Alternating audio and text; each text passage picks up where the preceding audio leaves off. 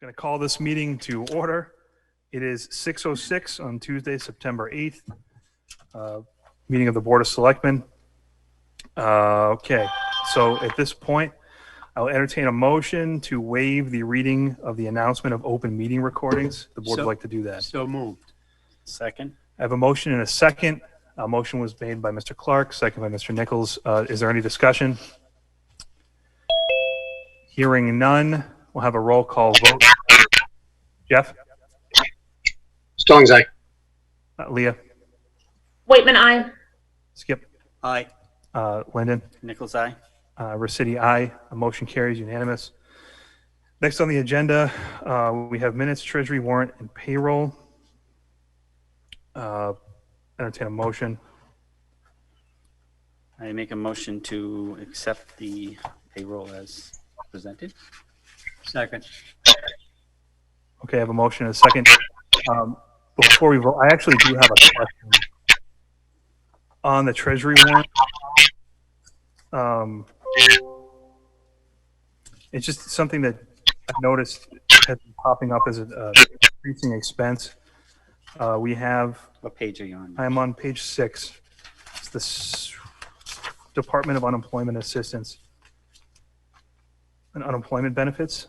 It was my understanding that we did not lay off any full-time employees. Is that it just seems higher than it usually is.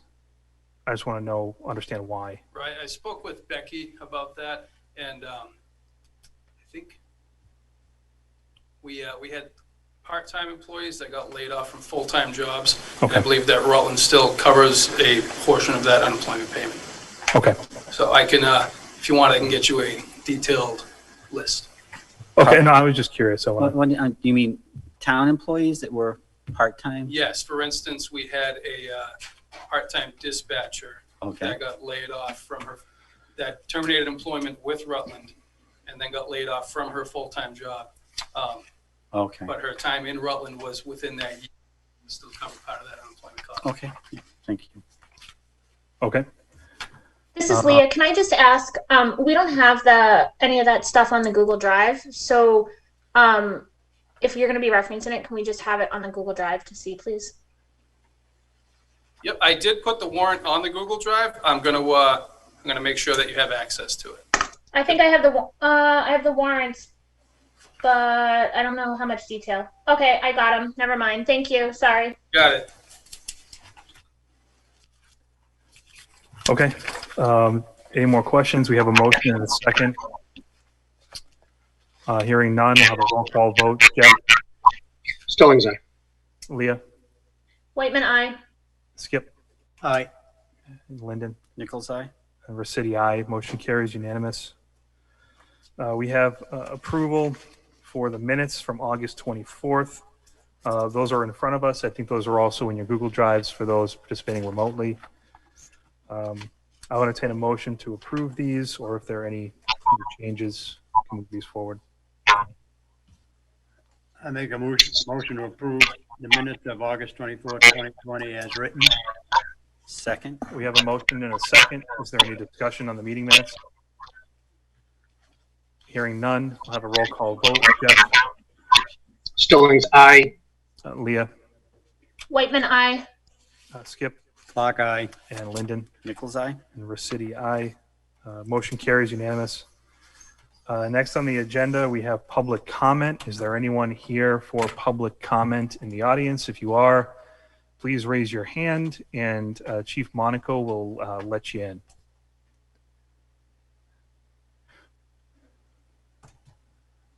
Okay. Doesn't appear like we have anybody in for public comment, so we'll move on.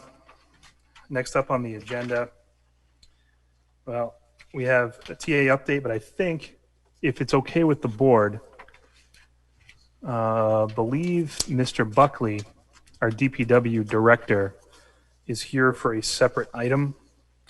And out of respect for his time, maybe we can take that out of order, if everyone's okay with it. I'm okay. No problem. Please do. Okay. Yes. All right, so the item is under new business, section 8, Item number 27, DPW abandoned road update. Joe, can you hear us okay? I can, thank you. Okay, great. So I guess go ahead. Okay, I'll give you a quick synopsis. The property owner on Ridge Road, the Zotley family, it's roughly 116 acres. They came into DPW a couple weeks back. I think they may have stopped at some other town offices, including planning and office of the town clerk.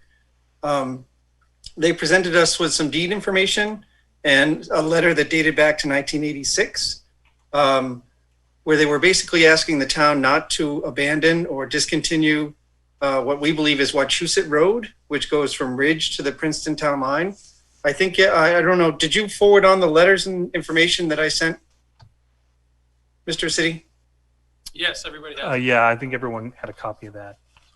Okay. So basically, the letter they provided us with speaks to what their lawyer generated to appeal to the town or put in front of the town so that the road was not discontinued. Ultimately, we found records of a vote in 1987 where the Board of Selectmen voted to take no action. And the way the warrant was written, and I think I also forwarded that on from the town clerk, and that speaks to the fact that basically it's still a town road. Now, it's an issue to the property owner because, I'm sorry, the screen just kind of, oh, there it is. Thank you. It's an issue to the property owner because obviously it affords them a good deal of frontage to eventually develop those lots.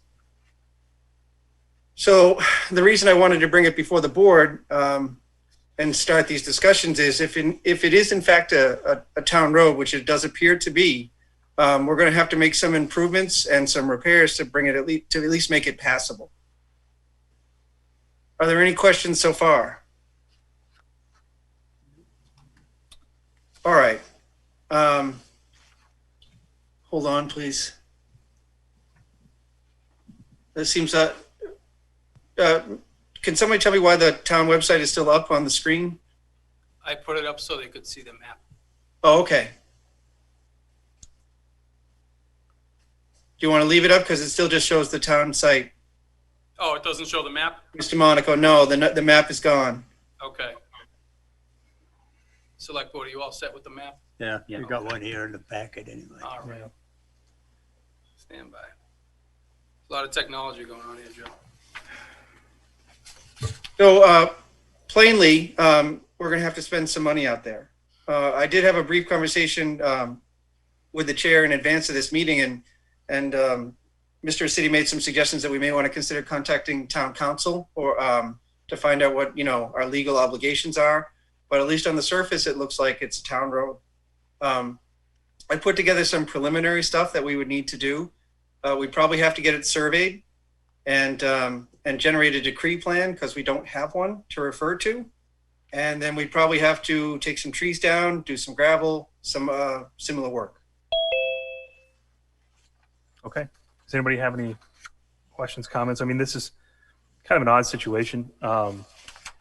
And I think in my conversation with Joe, I just wanted to get his opinion on it when he sent the materials over. I think perhaps before we spend money, it would be good to just run this by the expert at KP Law, just to kind of see where we're at with it, what we are obligated to do. But again, I'm open to any conversation with the board or any recommendations the board would have. Obviously, money's tight right now, so. But again, I know too, it's only fair to the people that own the property that if it was a town road, that the town maintain it. It protects their property value. So. Mr. Stillings was trying to ask a question. Oh, go ahead, Jeff. Thank you. That's a dead end road, correct? No, It cuts through, I believe, Jeff, to it connects Princeton to Old goes Brook into State Princeton Road. from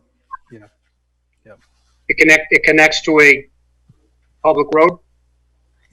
At least on paper, it looks like it's public, but it doesn't look like the last couple hundred feet has been maintained by the town of Princeton in some time. Yeah. So where do you go if I were to take that road today from Ridge Road, what you're calling Wachusett Street? Wachusett Road. Where is it? Wachusett Road. Where does it Where does it take me? It starts at Ridge and it goes to the Princeton Town line and eventually becomes Old Brook Station Road. So its way back towards Princeton. I can enter Princeton from that road Yes, sir. and then come back? Well, maybe not Okay. now with the maybe not now with the shape it's in, but You can yeah. go on foot. Yeah. It does need some work. My point is this, with all due respect, you said clearly we have to spend some money on the road. Is that so that it can be developable by the Zottley family? Because right now, it's not a pass-through road for anybody. Right. I think it was Joe. Was it for frontage so they could put lots or build homes over there, structures? Correct. Why is that the town's responsibility to get them prepped for development? Because I guess the town owns the road and it's been neglected for probably 30 years now. I'm not sure what happened between the mid 80s and now, but it sounds like it wasn't maintained. And it's Jeff, that's a good point. I think it opens us up to liability if it is on the books as a town road and we don't do anything with it. Well, there's maintaining, which means plowing and making it accessible, and upgrading it so that it can be builder ready, so somebody can put a development in there. There's two different things in there: maintaining or dumping money into it so that it could be marketable. No, we need more discussion on that before we come back to this. Thank you. Will that be part of the opinion from the attorney? I think our obligations. Yeah, I think if we clear it by the attorney, I know I fully trust Joe to have that conversation if we give him the authority to do that, just to outline what our legal responsibilities and options are. I think my only concern with that is that it's my understanding, Joe, correct me if I'm wrong, but most town roads have to be maintained or at least up to a certain standard in order to be town. Yeah, in order to be town roads. So I think I'm not sure what we can do in terms of just maintenance. I know that we ask a lot of the builders and people in town when they're putting roads in, we make sure that they meet a certain standard. And I think that I would think we'd have to do that to a road that we currently own. Well, I mean, I would disagree in that we have a lot of dirt roads. So basically we just have to keep it plowed and keep gravels leveled. Right. Beyond that, I don't think we have any the obligations. pitch and the drainage has to be a certain. I mean, it's got to meet standards that we outline as a town, right, Joe? That's even our dirt roads meet those A couple standards. quick things. It hasn't, from what we can tell, it hasn't been driven on or worked on since the mid '80s. So I agree with what the select board members have said. The problem is trees growing through it now, and maple syrup lines going across it. And we definitely have to do some work in there. And I would strongly suggest considering getting it to survey in advance of doing anything. Mr. Williams had his hand up. I don't know if you want to recognize him. Could you turn the volume? I had my hand up too. I remember. All right, I guess Dick and then Jeff. Dick, go ahead. I think you're on mute, Dick. So maybe either unmute yourself or I think it's on your end. I guess Jeff, go ahead while we're. Oh, here we go. We got Dick. Dick is frozen. So Jeff, go ahead, and we'll see if we can get Dick back online. Has anybody asked the opinion of the abutters? Well, the abutters own everything on both sides of the road. They're the folks who approach town. Sorry, going without being recognized. No. Yeah, so it sounds like Jeff. I'm not talking about the people looking. I'm not talking about the people looking to develop lots. I'm talking about the people. If you look at the McGanns who abut that, the Prentices, the names that you have on the map. Has anyone spoke with those people whose heritage it might affect?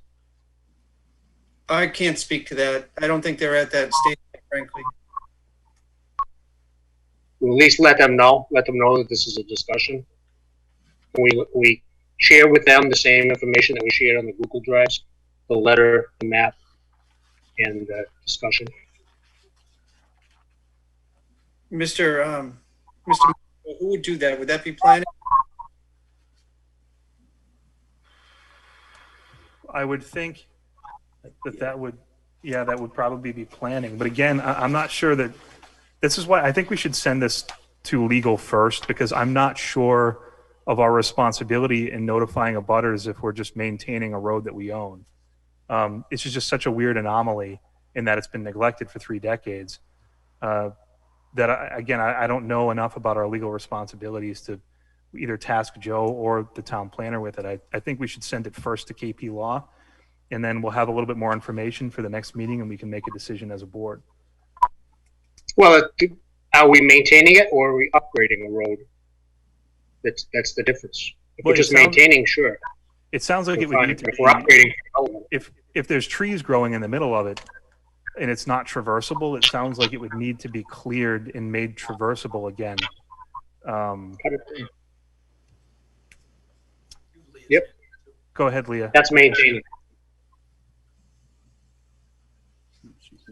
Oh, Leah, you're on mute. Sorry. I had a message from Dick saying to go back to minutes from the 1950s. It sounds like Dick has a lot of history with this, but he has connection issues. So maybe we can ask Dick to stop in and talk to Joe or something and provide whatever info also that Dick knows.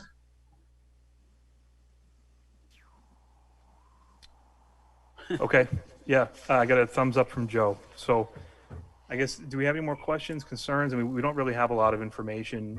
I think Joe presented us everything he found, but it sounds like there's still some more questions. And again, I think probably sending this off to legal probably would only cost us a couple $100, and it might save the town some money depending on what they come back with. So, Mr. City, if I could just interrupt briefly. go ahead. Can I, the clerk has identified it as a public road, and I'm not advocating for that. I just think going forward, when it comes to dealing with the owners and any potential actions that may be taken out there, we need to have a consistent approach. Yep. So you may want to run that by Administrator Monaco and see if they can come up with a plan along those lines to make sure, because what I don't want is the landowner or any potential developer getting mixed signals from us. I think it's important to be consistent. Understood. So I think, Nick, maybe if you and your team could look into, I guess, what a standard procedure would be in an instance like this, how we would normally go about it. Again, I think we're not going to have many instances of abandoned roads, but maybe in terms of, road maintenance, make sure that we're uniform. Joe, does that sound about right? It does, but I think I just want to call out that the clerk has already told the property owner that it's a town road. Okay. So, and that at some point they're not going to be asking if, they're going to ask when are we going to be taking action. So I think it's critical that we get our ducks in a row quickly, but Okay. tell them they're going to have to possibly wait. What is your recommendation as our director on how we handle the road? Well, I agree 100%. You should definitely talk to council. I think you should have the administrator or the acting administrator talk to town administration and put the brakes on anything that may be going forward. And we go from there. Okay. So would it meet, I think, what your recommendation is to, over the next 2 weeks, get a response from council, maybe dig up a little bit more information, and then come back to our next meeting and decide a course of action? I think that's wise. I think it's also prudent to maybe put something in writing to the property owner now. I think, and tell them at least we're deliberating. Okay. I think we can do Just that. one final statement. I agree with what the other select board members, Mr. Stillings, and I wasn't sure who else spoke about the condition of the road and what's maintenance. The problem is the road's gone into neglect for so long. We'd have to spend well into the 20s of thousands, to get it to gravel and passable. It's not a nightmare per se. I mean, I did walk the road. You can walk it, but to be able to get a vehicle down that, we'd have to do some work. Is that road under Chapter 90, through the chair, under the Chapter 90 funds? Mr. Mr. Rossetti, do you mind if I direct my answers go to ahead. Skip directly? Go ahead. Skip, if it's a public road, we can use Chapter 90 funds. No, are we getting paid for it is what I'm getting at. You have a list of roads that Chapter 90 pays us for, right? I do have a list. I don't know if that road's on the list or not. Oh, okay. Don't No, I believe would just, so. because it wasn't on the list, I don't know how it could be a town road. That's my Put question. it on the list and get back to us. One more question for the lawyers, I'm afraid. All right. Okay. Are there any more questions?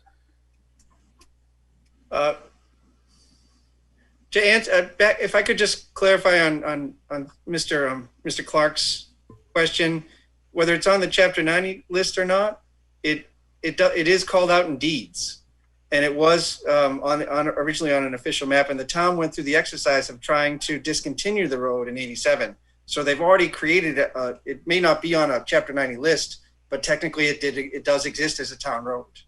It's a whole bunch of legal trails for it. Yes, So, exactly. well, I think that we need to get some more information. I myself, speaking on my behalf, trust Joe to reach out to KP and just keep Nick informed. And then maybe the next meeting we can have a little bit more information from legal and come up with a plan of action, if that sounds acceptable to our director. But I'll leave it up to the board. I'll entertain a motion for whatever the board wants to do with it. Whitman makes a motion to authorize DPW Director Buckley to reach out to legal and obtain more information about the Wachusett Road options that we have, as well as looking back, continuing to find information. Second. All right. I have a motion and a second. Is there any more discussion?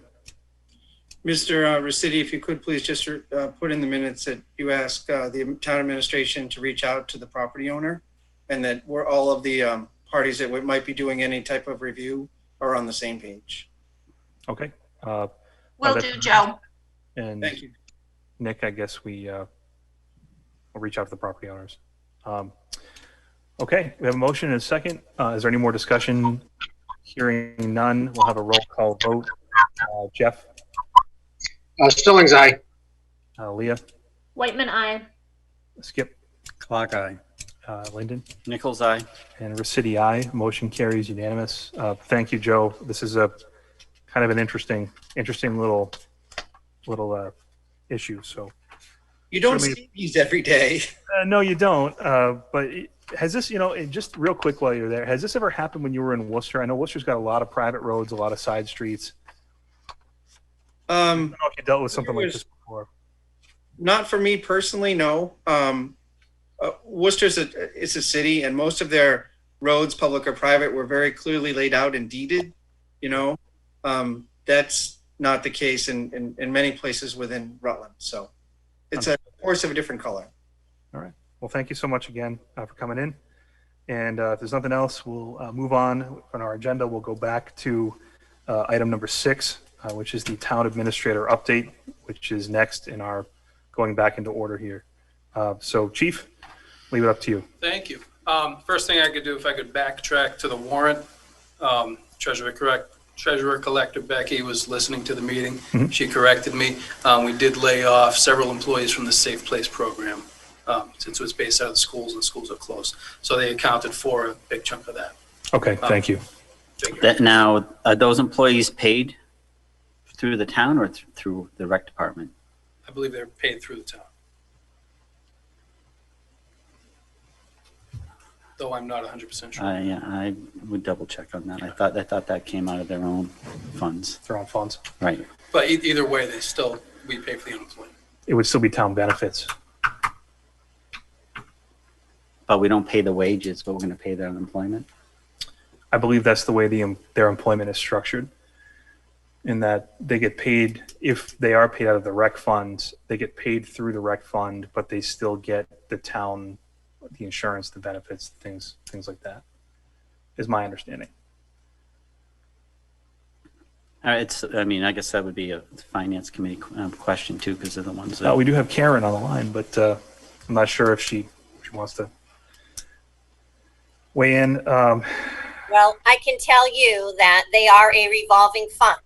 So as far as I am concerned, I would say that the rec fund should be reimbursing the town for any unemployment that gets paid. Because that's a revolving fund. Town general funds do not fund Safe Place or the rec stuff. Right. But again, I've seen this kind of similar structure in other towns where whether it's the youth center, youth department's employees raise their own funding through either this kind of setup or through a nonprofit, but they're still technically town employees, so they would still receive the benefits. I would look into that because we've been always told they were a revolving fund and no general funds go in to fund either one of those. All right. Well, we have another item on the agenda. Anyway, we could talk about it. So I guess we'll talk about it then, and we'll just, if it's okay with everybody, we'll let Nick give the TA update, and then we'll have a broader discussion at that time. All right. The first part is the COVID update, and happily I can say there are 0 active cases in town. I believe the last active ones came off today.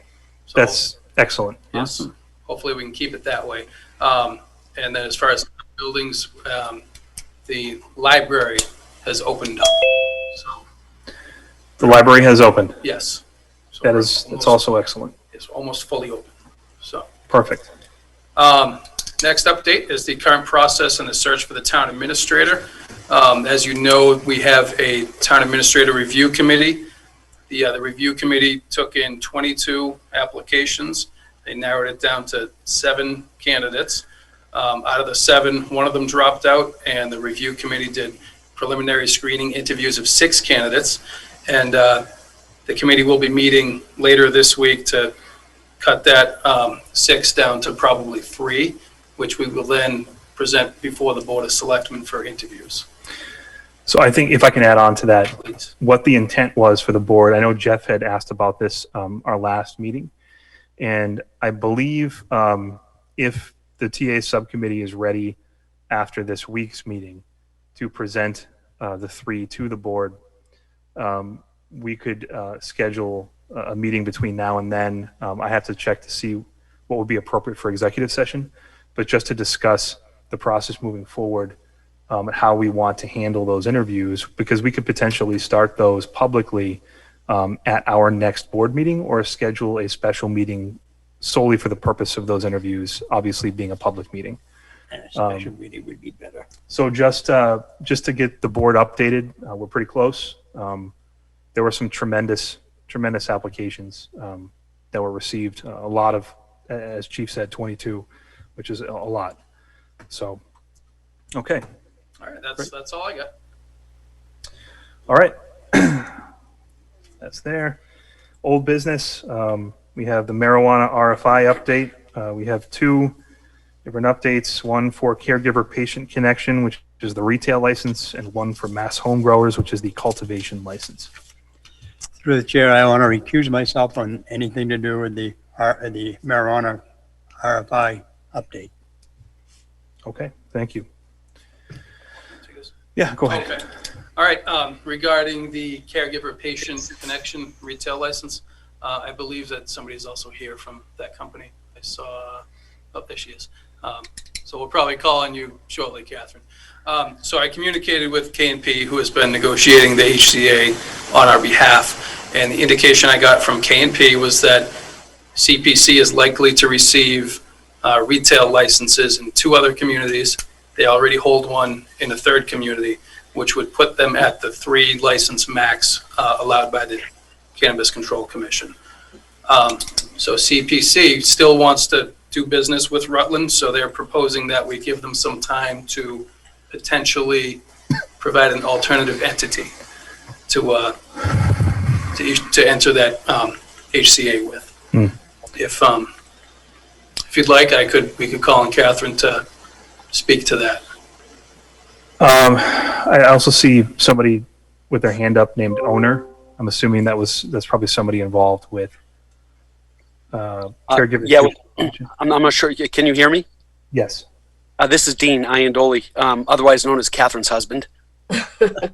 So, there you So I understand this isn't a public hearing, but if the board is receptive to it, both Catherine and I could maybe give you a little bit of background on, where we are right now. Sure, go ahead.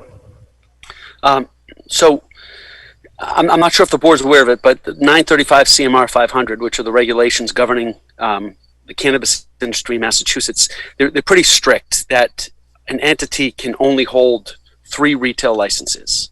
It's something that, as some of these bigger players from out of state have come into our state, they've tried to kind of game the system a little bit. And the commission has really been diligent in not allowing that to happen through, different type of management contracts that kind of skirt the rules. As developers, who started this company, understanding that you can only have 3, many developers will go to 7, 8, 9, maybe 10 communities.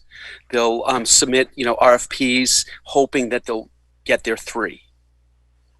We started off with Fitchburg, which we got, and then we went to Sturbridge, and while we were in the process with Sturbridge, we then submitted to both Marlborough and Rutland at the same time. We not only got Sturbridge, but within I think it was about a 3-day period, we received notice from both Marlborough and Rutland that we had been awarded the host community agreements. It posed a dilemma for us. Catherine and I, Barry and Rutland right next to each other, our whole thought was, well, we are very local. We're very central Massachusetts, and that's how we approach this. I guess we were good at what we did because, we didn't go to 10 communities. We only went to 4, and we were invited by all 4 communities to do business. In Fitchburg, we're already operating. Sturbridge, we're under construction. Marlborough, it took about 48 hours, and they returned the HCA executed to us. However, the dilemma is we really want to be in Rutland. We really want to be in Rutland. We have a fantastic location. We want to put together a structure, which we are in the process of doing, that will allow us to both comply with the cannabis with the regulations, and at the same time have us very active in the ownership of the business. We've got a good business model that is now shown to be very successful.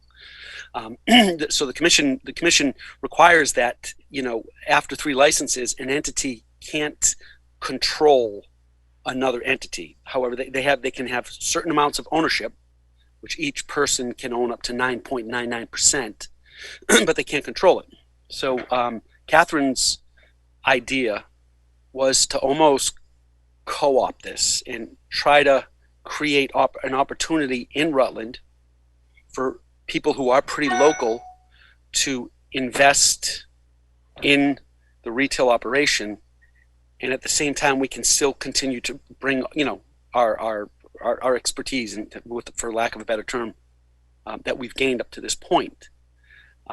So we've done that. We've put together a local investment group that we feel the Cannabis Control Commission, if they reviewed it, would be comfortable with it and would allow us to just continue to do the exact same thing that we proposed.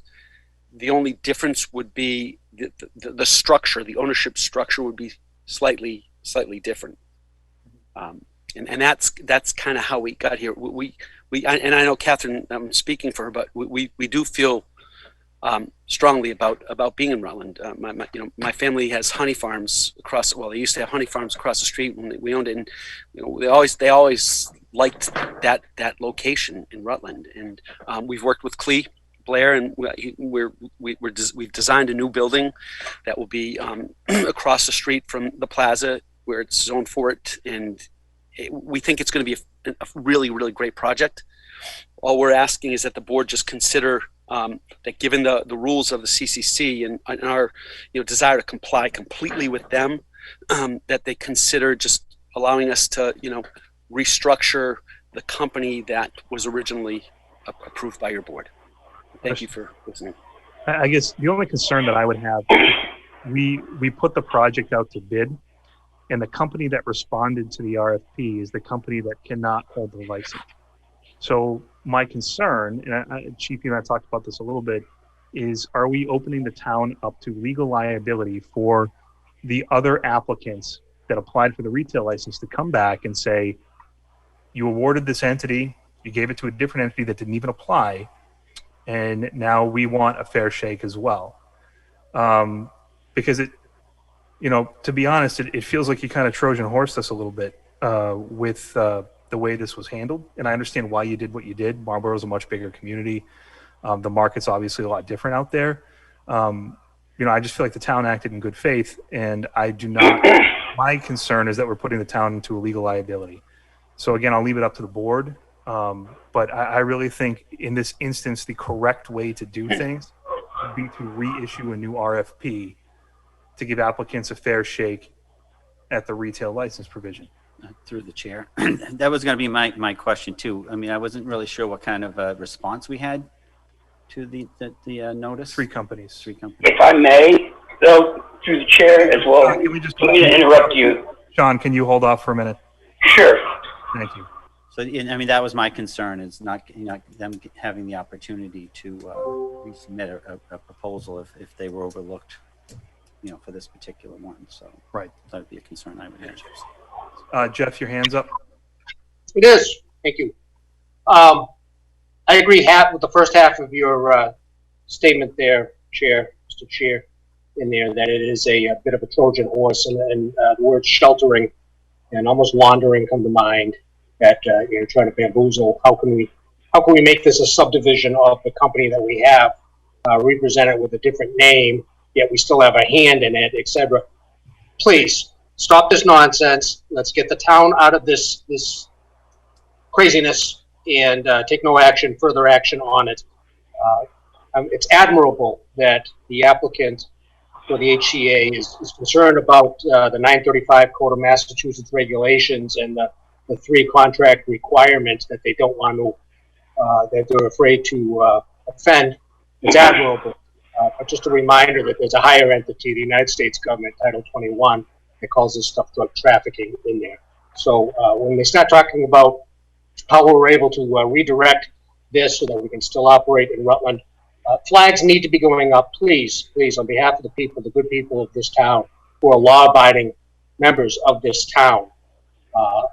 We need to move on from this and take no part in this type of redirection. And this is the slippery slope that, since the town has become partners in this drug trafficking enterprise, according to the United States government definition, that you're going to have all these problems, and we need to have no part of it. And it's a slippery slope, and probably a legal slippery slope that you guys are cohorts. I'll have no part of it. Thank you. Thank you, Jeff. And just for the record, too, Jeff, I tend to agree with you. However, if you recall, the town did at special town meeting vote to put this through. I would not have agreed with the way that was done. This is something that should have went to annual. I'm not sure it was crammed through. Why it was crammed through as special when you only had about 25 people in attendance or whatever it was. But again, this is something that the town voted on, so it is now a part of what we're doing. So understood, sir. Yeah, but thank you. I appreciate that, Jeff. Thank you. Sean, you had your hand up? I did. Thank you, Chair. I actually agree with Jeff on this. Since the RFIs were put out and everyone had their chance legally to submit them, unfortunately, it didn't work out for CBC, but their HCA should be null and void now, since it's, legally they can't have another license unless they're willing to give up one of their licenses in one of the other towns, which I don't really think that's going to happen. In all fairness, with keeping it local, like Dean has mentioned many times, and since the other company that did submit is out of Connecticut and was deemed immoral to apply, I feel that with town how should I say, with confidence in the town. I really feel that they should move on this since the unknowns are out of the picture. And if I may, I would like to throw, I have submitted the RFI as well as the cultivation, and the HCA is Mr. Costanza does have a copy of the HCA that I did submit, which included recreation. And since this has gone on, and I'm sure most of the board can agree, as well as most of the town, it should be moved on today. And Thank you, Sean. that's all I have to say. Thank you. I think the board has three options in front of us. One is to rebid out the project. Two would be. I think that would be unfair if I may. Sean, understood. Thank you. Yes, thank you. The other option in front of the board would be to select another company that had applied for the original retail license, which went through the scoring process, including town. The scoring group, I think, was public safety officers, our town planner. I believe DPW director was involved. But anyway, it was all the department heads pretty much, and the TA. And the third option would be to allow the company sitting in front of us to put together a revised plan and come back in a few weeks with something and decide whether or not to move forward. It's just a little disappointing because when we put out the projects for the original RFP, a lot of staff time went into the crafting of that proposal, and a lot of staff time went into those project reviews. And that money is money the town's not going to recoup. And really to start this project from zero again is a little bit frustrating because I know that this has been in the works now for years, it seems like, and it seems like we're resetting the clock a little bit on this. So those are really the options in front of the board. I don't know if anyone else on the board has anything that they want to add. I see, Jeff, you have your hand up. Yeah, we could take a fourth option and take no action and discontinue that part of the HCA and just proceed with Sean's. We won't have a retail. We don't need a retail store in Rutland. We have the cultivation only. I'd like to interrupt Jeff and say that the town did vote on retail, so the town does need one, whether it's been voted. So it clearly states that the town needs a retail. And with all fairness, legally, the RFI was put out null and void. I think just with all fairness, to move on. Leah, did you have your hand up? Yeah, I did. Thank you. I guess I would like to hear from maybe legal's opinion as to if we are willing to still work with CPC, what, if anything, that opens us up to legally. I think that it's a good faith if we want to be good, friendly business town, that we're mindful of, we're trying to work with a company for which we were impressed with. We awarded them the HCA. And then my second option would be to open, then if that were not, I would like to see it go out to bid again for open the RFI again, because I think that there were two that were fairly close scored, and then there were some significant concerns with another one. So I would like to not just go down the list. I'd kind of like to open it again to everyone if legal feels that we would really be opening ourselves up to a yeah. Awesome. I think in anticipation of this conversation, Leah, I did ask Chief to reach out to KP Law about the legal liability the town would be encumbering if it moved forward. And Chief, I don't know if you want to update the group on kind of what you were directed with. Sure. So I spoke to Nicole at KP, and she advised that if we were to go with CPC's new proposal, that there's no violation there because we didn't have anything listed in the RFI to cover this type of situation, and it's really on the town's behalf. However, I asked her if we opened ourselves up to liability, and she gave me the vague answer of yes, there's always a potential for litigation. And she said at the very least we should require CPs. If we were to go this route, we should require CPC's new entity to at least submit everything that everybody else had to for the RFI. With all due respect, Chief, if I may through the chair, they had their opportunity. They submitted RFIs to multiple towns, which they hoped to be granted. They were granted to multiple towns, which null and voided their RFI with Rutland. So they're out of the picture. Thank you, Sean. All right, I think we have options in front of us. I would hate to put the town in any sort of, I guess, legal liability. I think at this point we have a responsibility to mitigate the damage or the potential for damage. But again, I think we have 3 or 4 options. Jeff added a 4th that the board can move forward with. So I'll entertain any motion or discussion the board wants to have on it.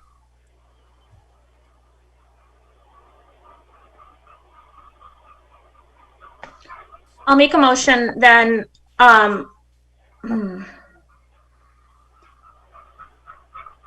Give me a minute, please. If somebody else has a motion. If I may, is this still up for discussion, Chair, or you?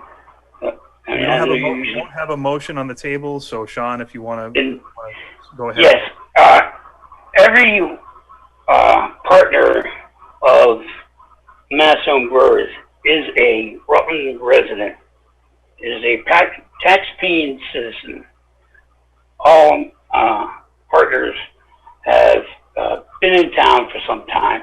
The Cannabis Control Commission has always put out that they want this operations to be granted to local companies first. Like the town did their due diligence in sending out the RFIs, these companies also took a lot of time work, a lot of money and time spent, just as much as the town did. Understood. Thank you. This is Leah. Sorry, I have a question. If we were to extend I think one of the documents I saw was an ask for CPC to have their date extended to September 30th to reorganize and then present back to the town. Would that also allow the town to continue the legal discussion with our legal side as far as any concerns that we have by extending that and then kind of revisiting if things don't shake out properly according to our legal? I think that's certainly a possibility. We can certainly try to work that out and get some clarification. Again, though, if I may interrupt the chair. Can you please hold off, Sean? I think if regardless of what what comes back, if we do move forward, my only concern is that the other company that did score competitively, I believe numerically higher than the company we're currently talking to, decides that they were wrongly passed over and not given an opportunity to submit additional materials like we're asking for a wholly separate entity. So I'm not sure even having that discussion puts it to bed necessarily. Do we have to take action on this tonight? I don't believe we do. I mean, we can hold it off, but again, it's not going to resolve itself between now and. I understand. I would like to make a motion to extend the date to September 30th. That gives CPC time to work with themselves and Cannabis Control Commission, as well as us to consult with our legal continually. I have a motion. Do I have a second? Sure. Stillings will second. Have a motion and a second. Any further discussion? So just for clarification, this just is just putting it off until the 30th, and then we're going to kick the can down the road. Say that it's not.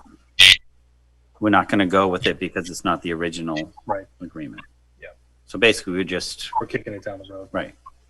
Well, if I may argue again through the chair, the process has been put out. Understood, Sean. With all fairness, I know the select board does have purview in this option, but it has been fair to all parties that are involved. They had their chance. The select board, given their power in this process that they do have, it was giving guidelines by the Cannabis Control Commission that they diligently followed. I protest that moving on is a stab in the back to Rutland citizens that followed the process of the law to have their chance. Understood. Thank you, Sean. All right, so I have a motion and a second. We'll have a roll call vote. Leah, Waitman, aye. Jeff, Stillings, aye. Lyndon, Nichols, nay. Ricity, nay. Motion's a tie. It fails. I think Then I'll put a motion out that we open the RFI again, completely reopen it. have a motion. Do I have a second? Can I just ask a question? What was the cost? Do we know what the cost was to? The cost to put out the RFI, first we have to have a second for discussion. Do we have a second? Second for discussion. Second for discussion. Okay. I don't think we have a quantified measurable amount, but we could. I mean, we have all of our department heads. You take how many hours they put into it, the fringe rates associated with those hours, the advertising, and it's probably a pretty good sizable amount of money in terms of staff time. The only thing about the RFI now is that now that we have it put together, we have everything that we're looking for, and we received legal counsel on how to put it together. We would just reissue the same document. So it would cut down some of those expenses, but not the review expenses in terms of our staff time. So Mr. Chair, if I may. Go ahead, Leah. I think that some of this is the cost of doing business to the town, though. So I have a hard time saying that it's a huge expense to the town when the hope is that there's a profit for the town in the future. So I think that we have to be cautious of always arguing the cost aspect to the town when it's town employees doing their job, when the end goal is hopeful for town income coming in. Understood. But I think there's also the argument to be made that we went into this as a good faith negotiation, and that is not necessarily how it turned out. Again, the way this was brought to fruition through a special, this should have gone to regular town meeting. There's no way something this big should have gone to special. And it's just a little bit disappointing where we're at right now. But I don't know, Lyndon, I don't think that answered your question. But No, and just through the chair, I wasn't part of the process, so I really don't have the guts of, what the other applicants were and what the process was. So I don't feel like I have enough information personally to really have a direction at this point. So. Okay, we have a motion and a second. Is there any other discussion? Hearing none. Well, mine was just for discussion, right? For Do you still take a vote on you it? can rescind it. I'll rescind it. All right, we have a rescinded motion. Do we have a second for Leah's original motion to put the project back out to bid? We do not have a second. So does this then mean that we're just going to sit on it and we're not going to do what the voters, I think the reason it went to special was we had an end of year date that was not going to be met for the annual town meeting in the spring, and we needed to have an end of year date. Otherwise, we were going to be at the mercy of the state allowing things in, I thought. I'm not 100% sure. I know we had an end of year date. So the people that voted in that meeting, and it was more than 25. I don't know the number off the top of my head. 70 people. But they voted in favor of this by a fairly large majority of moving forward with marijuana retail sales, and we're just going to sit on it and not move forward and then potentially keep this tax revenue off the table for the town. Well, I think, in all fairness, the year prior, the town voted no on the state provision. And there were a lot more people that voted in that than there were that voted at the special, which I think was just crammed with people that wanted this to pass. Again, that's the way things get done. It's the way sausage is made. I don't agree with it. Yeah, they stacked the room. The room was stacked, so, I mean, just Nothing new. through the chair's clarification, I mean, I'm not trying to stop it or anything else. I just don't feel that the agreement was met that we originally made, and I don't really know enough about the process, what we've gone through. I'd like to postpone it at least to another meeting or so, just so that we can get a little bit more information, maybe some more guidance on it, but I don't feel comfortable with making a specific motion on a direction to take this. I am not comfortable with the fact that the original agreement is not going to be met, and I don't want to play games to tweak it to make it work. Understood. Okay, so we can take no action tonight and revisit this in 2 weeks. If everyone is, it sounds like there's not going to be a motion that's going to pass. So I think that's our option. We'll get the other board member up to speed on the applications that were submitted, and maybe we'll get some further clarification from legal counsel on how to handle that. If I may, through the chair, you haven't even asked for a motion. I didn't hear. You just assumed that one would not pass. For a motion, I'll accept a motion from any board member that they want to make at this time. If Leah made 2 motions, the board didn't feel comfortable. And again, I totally understand where Leah's coming from. I don't think it was anything about the motions. I just think that we're not acting under the same information. So again, if the board wants to make a motion, they can make a motion. Otherwise, I think that we get some more information, come back with this in 2 weeks, and certainly appreciate the folks coming in to talk to us about their proposal and kind of what they're looking to do. So I make a motion that we table the discussion until the next Board of Selectmen's meeting. And we have a motion to table discussion until the meeting from 2 weeks from last night. We have a second. Stelling seconds. All right. Do we have any further discussion? Hearing none, we'll have a roll call vote. Leah? Wayman, aye. Jeff? Stillings, aye. Lyndon? Nichols, aye. And Rossetti, aye. Motion carries unanimous. Thank you all. Moving on, we have... Mr. Selectman, may I on just a personal level just respond to one thing that you did bring up very, very quickly? I understand you're busy. Actually, this subject has been moved on. This is out of order. We do have another puzzle on the agenda, Chair. I would like to move on with it. Sean, thank you. We will let the individual respond. He did work pretty hard in putting the materials together, so go ahead, sir. Thank you. Yeah, I think you did refer to it as a Trojan horse, and I really want to just clarify something for the board. Just for a second, just ask yourselves, in what other business would a company that in good faith is willing to come into a community and spend more than $1 million to create a new business and employ very locally, in what other industry are they forced to go through this process? Unfortunately, this is the process, and it's very difficult when you're trying to create something and trying to create a business. And I just want to clarify that. If I may interrupt you, Dean, you had this opportunity. This opportunity was given to you. If I could just clarify that Catherine, I, and our whole company went into this in very good faith. There was not a Trojan horse.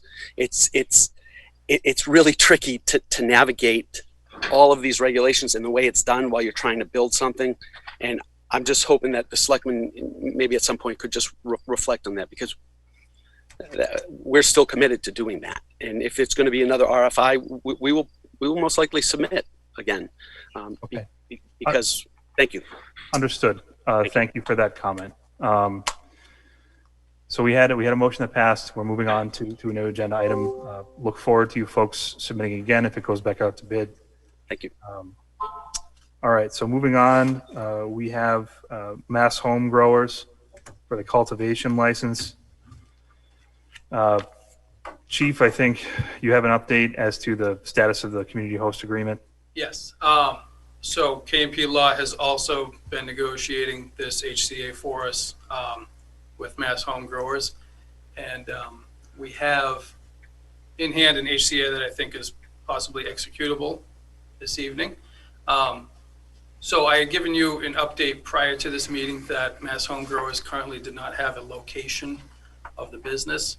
And as of today, they have provided a operating location for that business. So that is rectified. Where? It is at 199 Glenwood Road.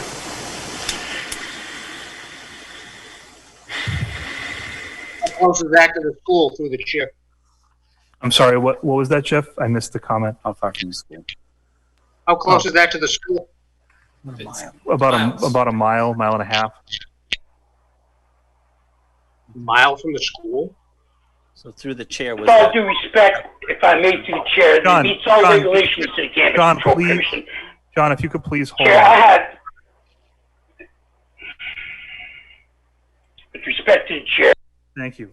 Okay, so we have a letter from our attorney, and again, to Jeff's point, this is just cultivation. It also ironically fits into the agricultural use bylaw that the town just passed, which, yep. So we have all the information. Do you all have access to that in your Google Drive? Can you look at everything? so through the chair, so Yeah. Chief, what is the distance from a school? What are the parameters? I believe it needs to be 1,000 feet from the school. Okay, so those have all been reviewed It's by well far away. by the attorneys. Okay. Yeah. Thank you. And I believe we have the option, Chief, correct me if I'm wrong, to either accept the host agreement with or without a location specified, based on the advice that we received from the That is lawyer. within your purview. Okay. And I guess we would have to check with, I mean, you have the option to do either, and we could check with Mr. Moore to see which one he would prefer to execute. Okay, that's correct, because it is a negotiation. Yeah.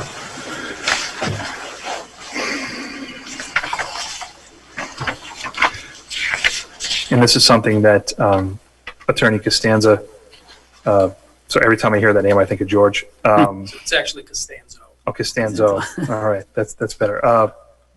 This has been reviewed and it's been okayed. She wrote it, She wrote it. yes. If, through the chair, if I may, there is a document in there with, it's basically like a benefit summary of the HCA. So if you don't feel like going through the whole 16 pages, there's a one-page bullet point summary. Yep, it's third page in, everybody.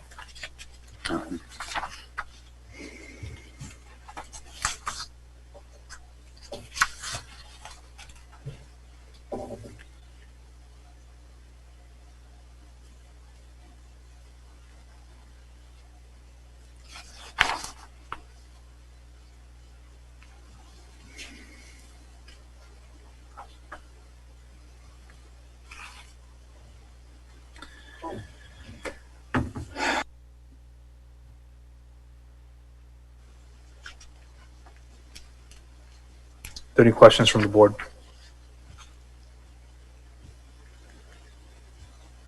Jeff, you have your hand up. Yes, sir, I do. So is that the Keaton farm that we're talking about? The location? I'm sorry? Is that Skip's farm we're talking about, 199? I believe he is the owner of record of that parcel. 199, okay. Are we talking indoor or outdoor type growing?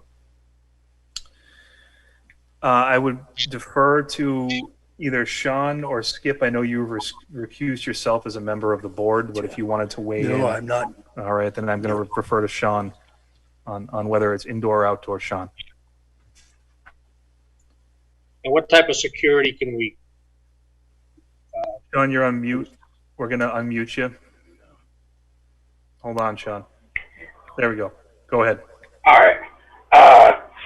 If I may, Mr. Stillings, the security in the contract is going to be with the police department's basically approval.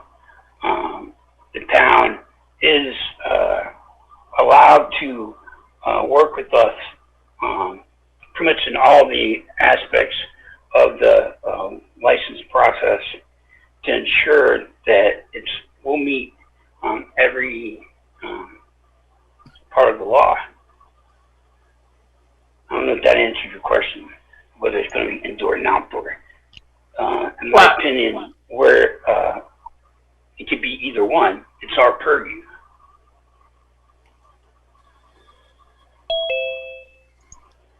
Through the chair.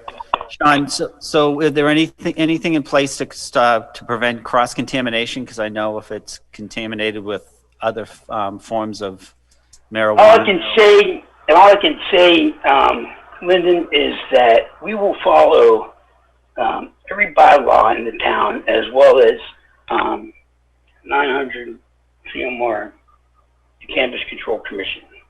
We are I'm obligated. I'm sure you're familiar that, it's more for your protection, because if there is cross-contamination and it increases the levels, it could make no, if I may interrupt you, Lyndon, this process is limited because the plant that the people basically use for both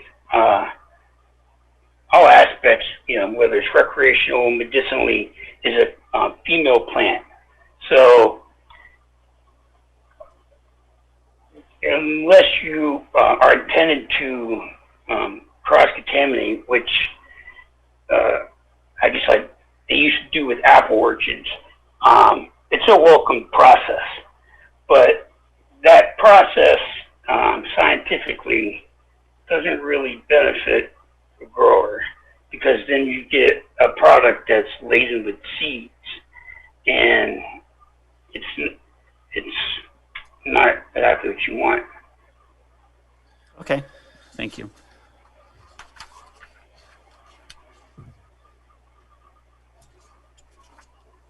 If I may, again, the town has put out a request for information. We met every obligation. We had the opportunity. We used that opportunity that the town allowed. We did not ask for special favors. We abide every rule and regulation that the Cannabis Control Commission put out and that the town has put out through their bylaw. I don't know what else more you want to ask. It seems that we have met everything that the town has asked. I know the retail part, it was the town's purview, has been moved on. I do know that as a citizen, I can request that it could be brought up before end of meeting to recuse that motion. But I just want to ensure not only town government, but the townspeople that we will follow every rule to benefit the town, because every owner of that business is a member and a tax-paying citizen of that town, which has multiple investments, not only socially, but also financially.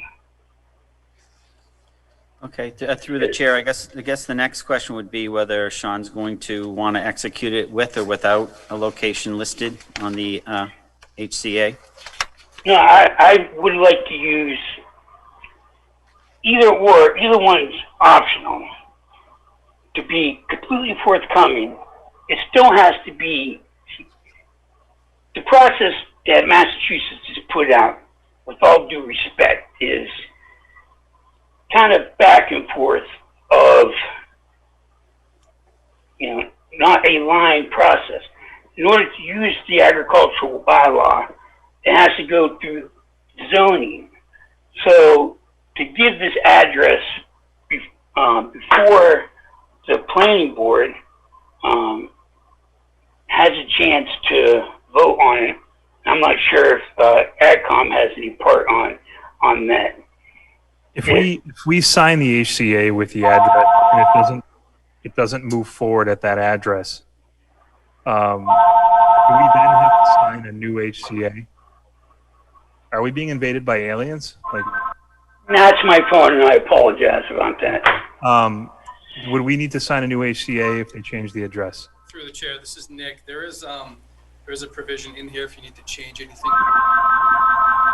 You have to reopen you can reopen it. But it meets the timelines. I mean, this timelines wouldn't change. It wouldn't reset because you reopened it. Correct. Okay. So I guess, to be blunt, I'm a little skeptical. And to Jeff's point earlier, I don't like these projects conceptually. That being said, I also understand the Cannabis Control Commission says that they want to empower local businesses, veteran-owned businesses, minority-owned businesses. But it seems like the policies in place by the CCC prohibit those individuals from operating, which is a little unfortunate in how it's run. However, I just want to remind the board that if there isn't a project up and running in 18 months, the HCA is nullified and we can rebid out the license. So Leah, I see you have your hand up. Yeah, thank you, Mitch. So I just have a couple questions or comments, I guess. I am a little, I guess, frustrated by the kind of aggression that Mr. Moore's been showing to the board. I think that we want this. That's May I finish? May I finish, please? Go ahead, Leah. I'm sorry. I'm not trying. I want this to work for him. I feel also that we owe it to the town to have a well-done HCA. And I worry about if we don't know where it's going, if we can't get clear answers as to if it's indoor, outdoor, both, what security is going to look like. I feel like we owe it to the town to do this right. And that I assure you, excuse me. It met. Go ahead, Leah. And I just want to make sure that we kind of have our I's dotted and our T's crossed, and that we're doing this well, and we have all the answers that we need to have confidence that this is going to be a successful venture for the town. And I take exception to the fact that it's become as if it's a personal vendetta, and it's not. I just want it to be for the town to be done well. So I feel like we still have a lot of questions that we're not getting clear answers from, other than kind of trust me. And I worry that for a town that doesn't have anything like this yet, we are putting a lot of trust in something that we really shouldn't be putting a lot of trust in, as far as we really should make sure that everything is what we know. That's a good point, Leah. I think. Well said, Leah. Thank you. Yeah, I think also the issue becomes this was the only applicant for that license. There were no other applicants. Again, the other issue, to your point, Leah, is in the instance now of our retail.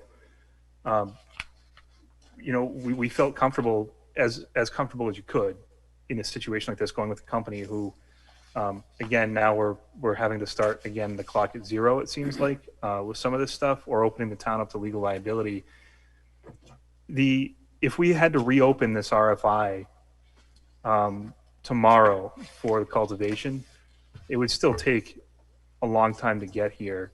I think the HCA, our attorney, has put in protections as to everything is going to be monitored by Chief Monaco. And again, if the project is not viable and up and running, we can go back out to bid for the license. I'm not sure what kind of interest there is in the cultivation license, because we advertised the bid well. It's been posted for a long time. We only had one applicant. So I totally agree with you.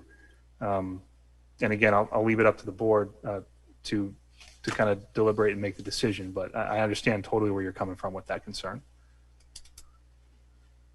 All right, and through the chair, I did notice the attorney did mention about notifications to abutters. And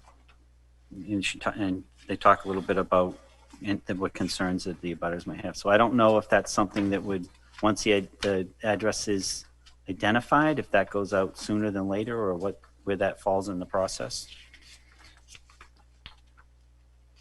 Talk about at the bottom of that paragraph. Through the chair, if I may. Go ahead. The attorney told me that before the CCC will issue a license, the applicant will need to hold a public hearing. And during that public hearing, the applicant needs to identify the location, and all the abutters need to be advised of the public hearing. So that would take place before the CCC issued the license. Okay. Thank you. Do we have any sort of idea as to timeline? If this goes to CCC, how long it's going to take them to issue the license if we move forward with the public hearing, the whole thing? I have no idea. It's my understanding there's a big pipeline and the waits can be pretty long at this point. Yes. So, Mitch, this is Leah. Sorry, I have my hand up. I don't know if I can. I have a couple more comments, I guess. oh, go ahead. I wasn't looking your direction, so I apologize. Go ahead. No, that's okay. I don't know how you guys were set up there. So I guess I don't feel comfortable executing an HCA without a location listed.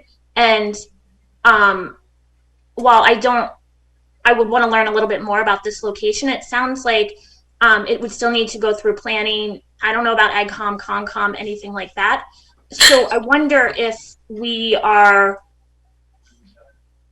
if the company could talk with those entities, town entities, and then come back, and then we would have a definite location that we know is viable from their perspective, from zoning and CONCOM and AgCom and everything, and then move forward that way. I personally don't feel comfortable executing an HCA without a location, personally.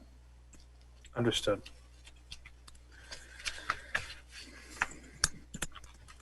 Sean's raising his hand. Sean, Mr. Moore, and Jeff, Mr. Moore, go ahead.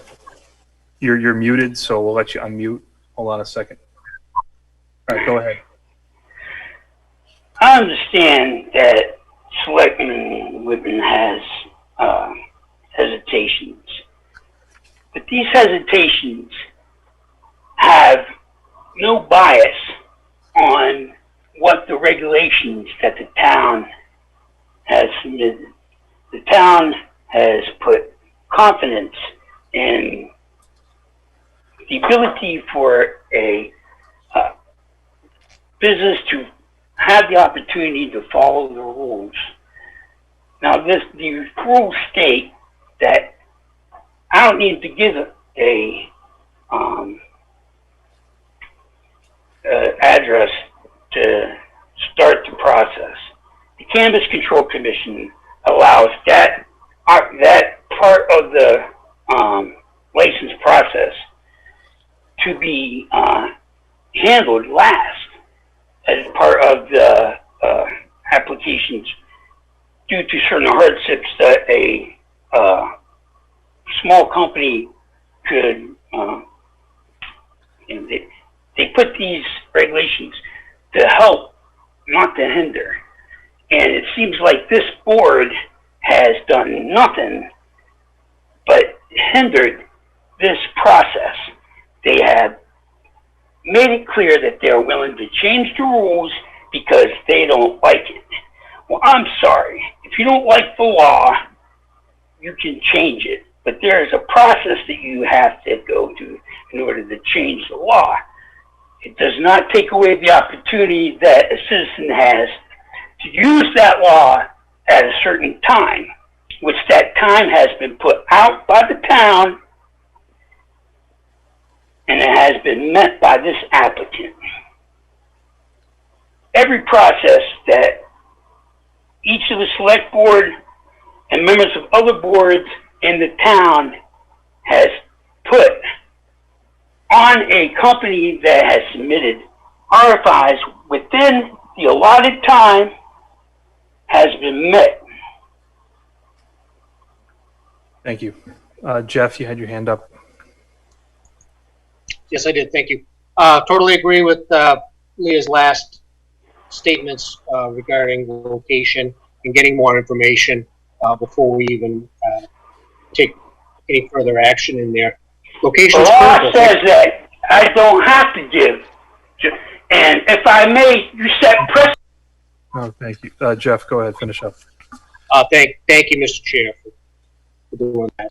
Location is critical. And recall the last two meetings that the board had regarding a sewer, not even a proposed sewer treatment, just the discussion of a sewer treatment plant on Prescott Street and the number of parties who were, were filling the room, virtually filling the room, because they wanted discussion on there. Now, I will say this, I do like the idea better of having a grow at 199 Glenwood instead of left of Honey Farms. I think that sounds a little bit safer, if you will. But I would reiterate what Leah said. I think we need just a plan regarding of, is this going to be, you growing cannabis instead of corn this year and then cutting it down and harvesting it that way? Are we doing indoor grows? Will there be Quonset huts and things like that? Security measures again. How many people do you anticipate employing in the community because of that? Where would they be from? Things like that. So just a detailed plan on where this is going. I think it's important. But when you talk about location, now this is kind of a game changer because the people on Glenwood Road have a vested interest in this. So I think if that was put out that, hey, maybe this is what might be coming to your neighborhood, you're going to have a virtual room filled again because they suddenly have a concern in there. So thank you, sir. Understood. I think some of those details, Jeff, were ironed out actually in the applicant materials as part of the RFI. I think we did ask a series of comprehensive questions. We can go back to that document and take a look at what was submitted. But, my understanding, that was all at the Sims Cab building, not the Keatman farm. So, understood. Dynamics changed. I think it's better, but it's relevant. Thank you. Leah, did you have your hand up? Yeah, I guess I just wanted to reiterate that I'm not opposed to this, and I'm not opposed to it going at 199 Glenwood. I just want more answers, and I want to make sure that we're moving forward with the best interest of the town. And I am not comfortable moving forward with no location, and I'm not comfortable saying if XYZ happens, then it's going to go here, and otherwise it might not, because I think the original application had it down next to Honey Farms or across from Honey Farms. And this is a big change. Again, I don't care, but I want to make sure that we have as many answers as possible. Yeah. And know what the security is. We've heard a couple times the security is, going to the police chief. Well, it's not. My understanding is it shouldn't be the town's police department's responsibility to ensure the security of these facilities. So work in consultation with, but not solely with the police department, the town's police department. So I guess I have some questions about that seem to be ironed out in the original application or the original RFI, and now seem to not be quite as clear as what I thought they were. Through the chair, Leah, this is Nick. It's the original RFI had some security information, which we were okay with, and the HCA actually says, so we're not responsible for the security, but the HCA does say that the applicant agrees to cooperate with, and coordinate with the police department for review and approval of the security system. So as the process moves along, we would have the capability to review it and approve it, and that's outlined. Yeah, that's outlined in the HCA. Mr. Chair. Go ahead, Jeff. Lastly, the police department needs to be cautious and distance themselves from any type of business association with the cultivation in there, because it could affect the individual officer's ability to get a security clearance. Quite honestly, in there, there's been a lot of publications about this issue out there, and people who do hold a security clearance for certain type of jobs. Losing that, and with that could be a career crusher for individuals. So when we see that the police is going to be involved with the security of the cultivation in there, I want to protect our police in there, and that they are not legally associated with the cultivation. Thank you. I think Jeff, to your point, and again, I understand there's a conflict here between federal and state. The Cannabis Control Commission at the state level tells us that we have to include, I believe, our police and fire as security in these host agreements. So this is clarification. This is information we're getting from the state on how we're supposed to handle these. So I don't think that removing Rutland PD from this is possible at this point. And again, at the very least, can we agree that that's not the security plan? Oh, it's not. The police department is not the security plan. No. Not the security plan. Thank you. Okay, I think we've talked through this in circles a little bit. So I'll entertain a motion either to sign or not sign, or sign with or without an address. Yeah, through the chair for clarification. So is it being presented with an address or without an address? Wasn't that up to Mr. Moore? It's up to the board, and then we would have to ask if Mr. Moore is comfortable with it. Realistically, if we don't have an address, and before licensure, Mr. Moore needs one, there is a clause in the HCA that allows him to amend that portion of the HCA without it having to go through the whole process again to add that address. Obviously, if it has to fall within the allowable zoning in the town and would have to be reviewed by the appropriate entities. I think the other issue I think that Leah mentioned earlier with the couple different locations near Honey Farms, and then I think the other company was looking down by the Four Corners. There are only a couple places in town where the retail of this is, I guess, zoned appropriately. So I'm not sure if this location was looked at by the town planner or the planning board, but it's certainly something that we could make contingent upon that person's review. It's Whiteman. I would like to make a motion to take no action and sorry. ask. Sorry. Sorry, Nick was clarifying something real quick. Oh, sorry. It's, Hold. It's right in the HCA that whatever location is chosen would have to comply with all the zoning Correct. laws. Okay, thank you. All right, Leah, go ahead.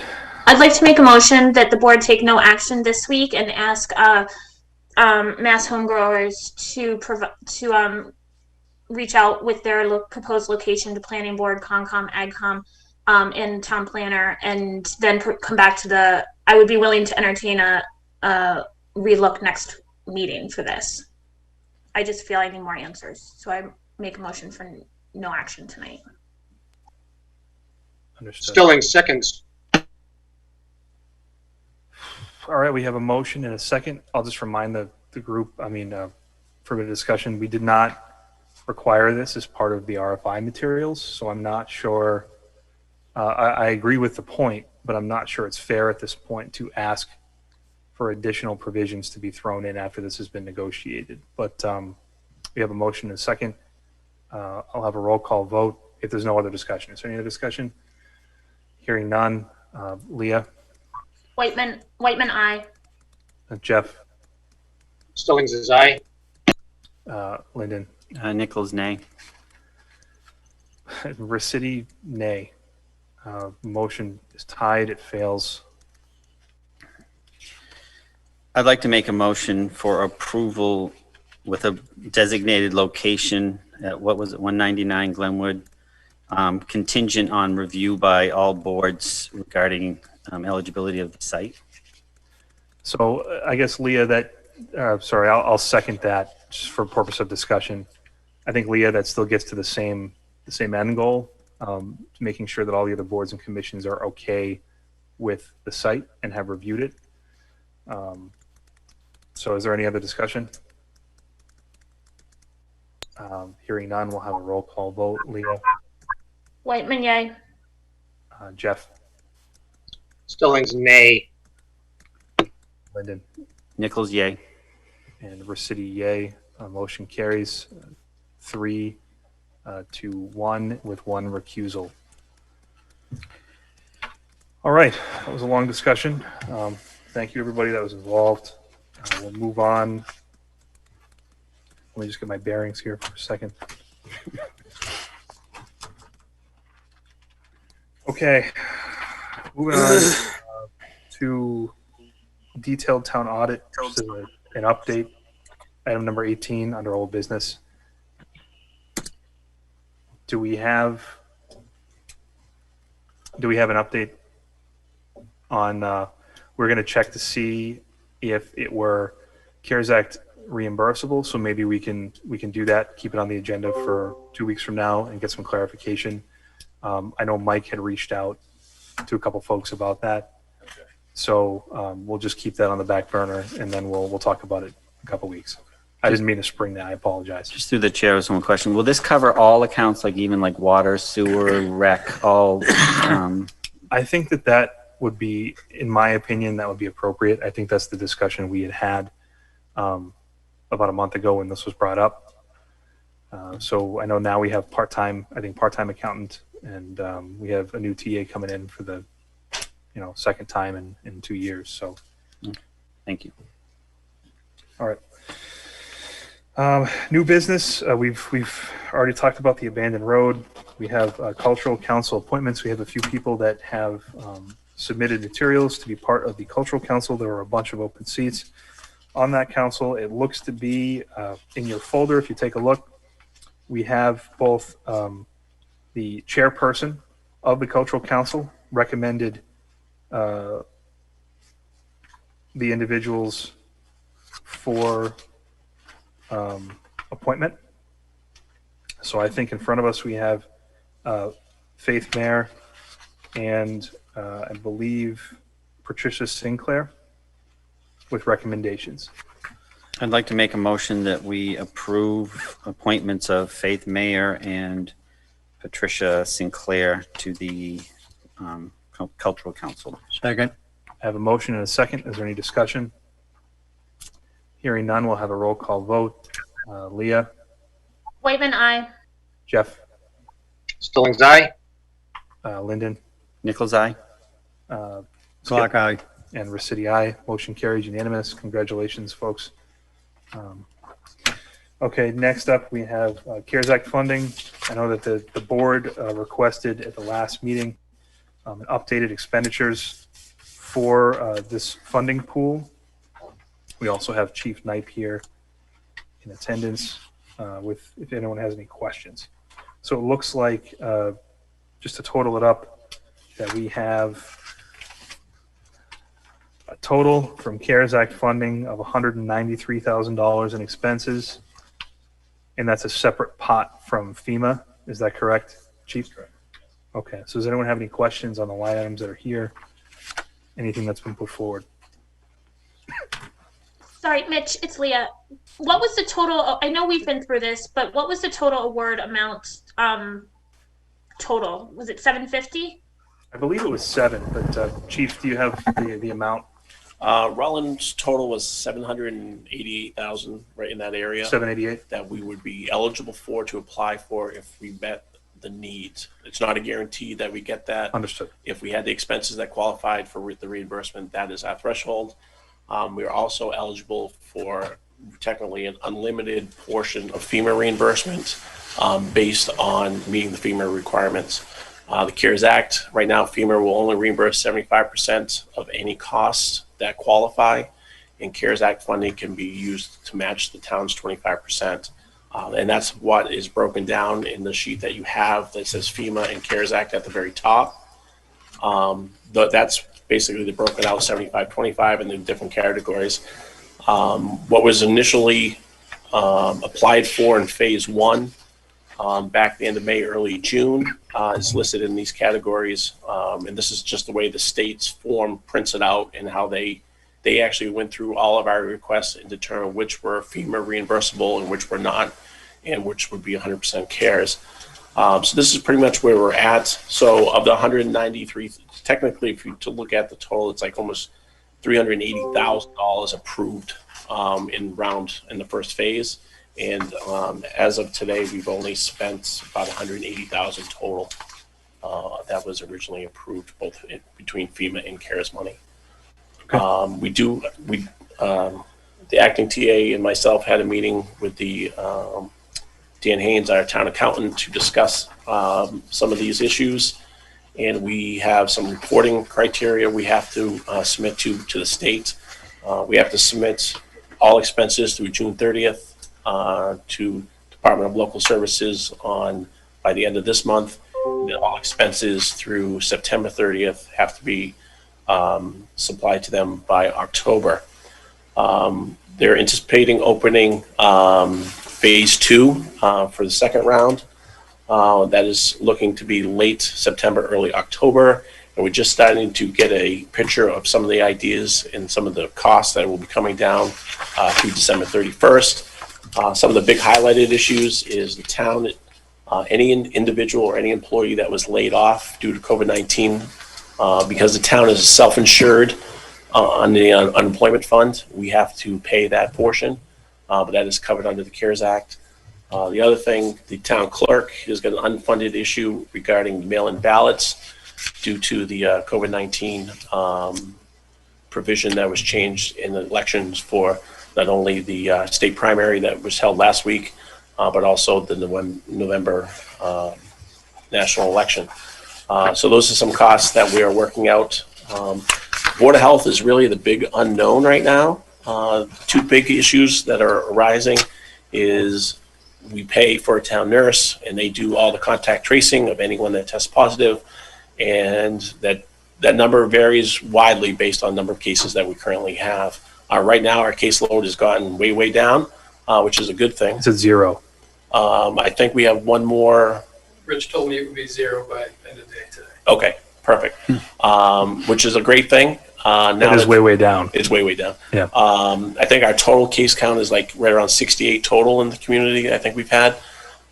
We've been able to manage the response and demand of these individuals very well. So it's been very good. But it also shows that the community is doing their part in doing social distances. Our restaurants are doing what needs to be done. Our store owners are doing what needs to be done. So we're doing well as a community. That is one thing that Board of Health nurse going future through December. The other big unknown is all children have to have the flu vaccine by December to participate in school. And the problem is trying to get your child in to see a primary care in person right now is going to be difficult. So we have a flu clinic that's been publicly advertised for early November. So that will be moving forward, and we need to prepare for that.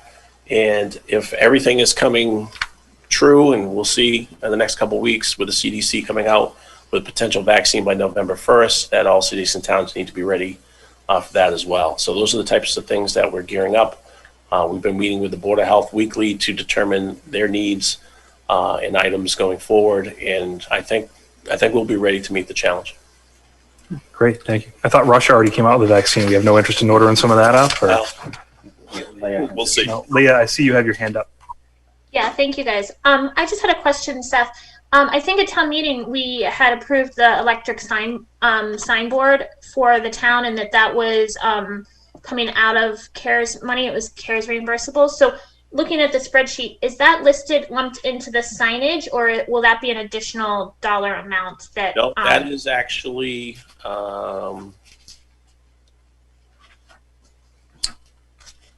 Let's see where that is.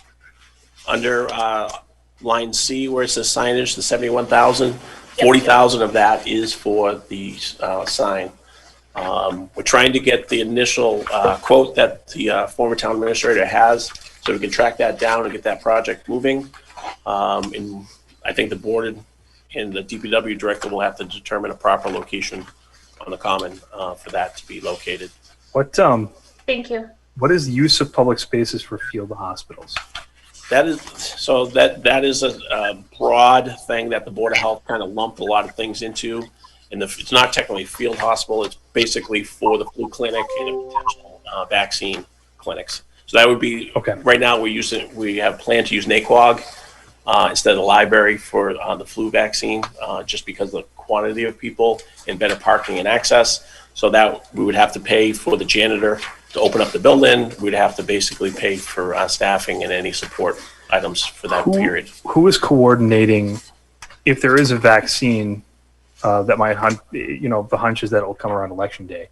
But if there's a vaccine that is produced, who's coordinating procuring that? Are you on the front lines of kind of coordinating that? Or is the state dispersing it a certain way? Or so from what we've been told now, it's going to go directly through the state, and from the states to the local Board of Health.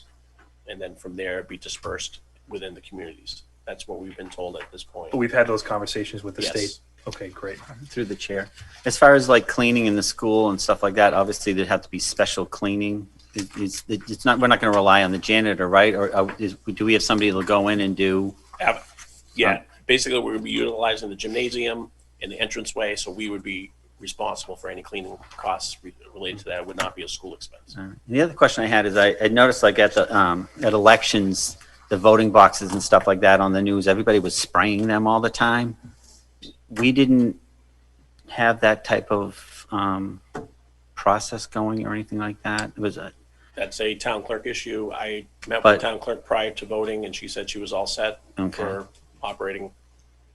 I'd say going forward, that's probably something that's worth consideration, because you have that machine, you can just go through and spray Yep. stuff and stuff like that. I would just recommend it. I mean, Yeah. I saw that on the news. It seemed like that was common practice in a lot of towns, so I kind The of, turnout we- for the we national offer- election is going to be big. So Yeah. Yeah, as people walk in, we offer them masks, hand sanitize in, hand sanitize out. You should be perfectly fine. So okay. understood. All right. Thank you. Are there any other questions regarding the funding? I think Jeff and I both have our hands raised. I'll let Jeff go Sorry. first. Waiting. Jeff, go ahead. No, thank you very much. Regarding the town sign, I'd like to see that run at least partially through the select board on the location, not just DPW. Okay. And Thank you. this is Leah. I just had a question or clarification, Seth.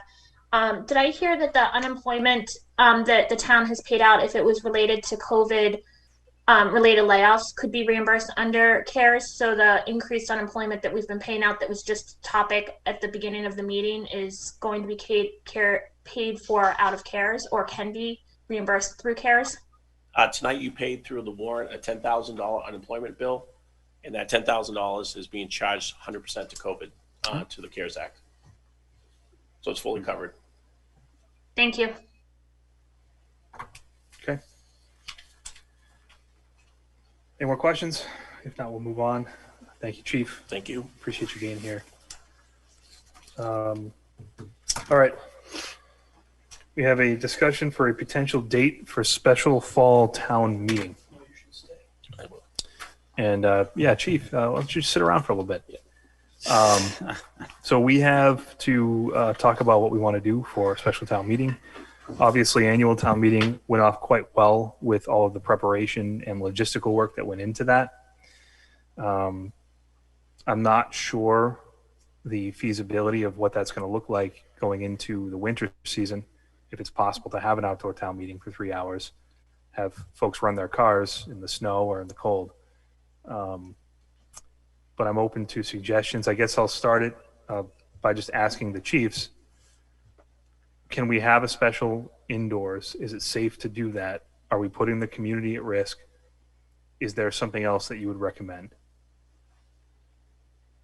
Go ahead, Chief. Go ahead. Thank you, sir. Through the chair. Basically, what we need to determine first is there immediate need for town meeting to set a tax rate? So that's number one. So that's a Dan and Becky question. Do we have to make sure that books are balanced to have a town meeting? Two, if we do have it, would it be after free cash is certified? So now you're looking late September, early October at the earliest. And finally, if we're going to have a fall town meeting, if we minimize the articles that are on it, you may not have a large group. Holden at their annual town meeting had their annual town meeting inside at the high school. I think if the gymnasium is set up with seats 6 feet apart in the gymnasium and lines put on the floor as people are coming in to be checked in, I think it could be safely done inside. There is a possibility. It's my understanding that we are not required to have a special. But to your point, it goes to whether or not we need to for different reasons. Given the potential for a fall, I guess, reoccurrence or spike in the numbers, would it be your recommendation to, given that our annual was so late this year, perhaps push it off to our annual and hold the annual early next year? Is that a safer recommendation, or what would you recommend as kind of the, I guess, the point person on this in terms of safety? Looking at going forward right now, if, again, you don't know what the fall may bring or winter season may bring, but if you were to set what we're looking at as far as conditions now, I would say it would most likely be safe to have one. Okay. Again, I think it really comes back to is there immediate financial need to balance the books in order to set a tax rate? Understood. That's the biggest thing that has to be done by December 31st. Yep. Okay. Through the Chief. chair, I did speak with Becky today, and she did say that We do need to do it. most definitely need to have one. Okay. So I guess then the question becomes for the group, what date would be safest? if we wanted to have an indoor meeting, because it sounds like that's probably the better alternative given the weather may not cooperate. Do either chiefs have any information as to when you expect those numbers to pop back up, or any guidance you're receiving from the state? When is the school going to a hybrid model? The school is going to reevaluate at the end of the first quarter. And that's a more appropriate question for the teachers union. But Leah, I see you have your hand up.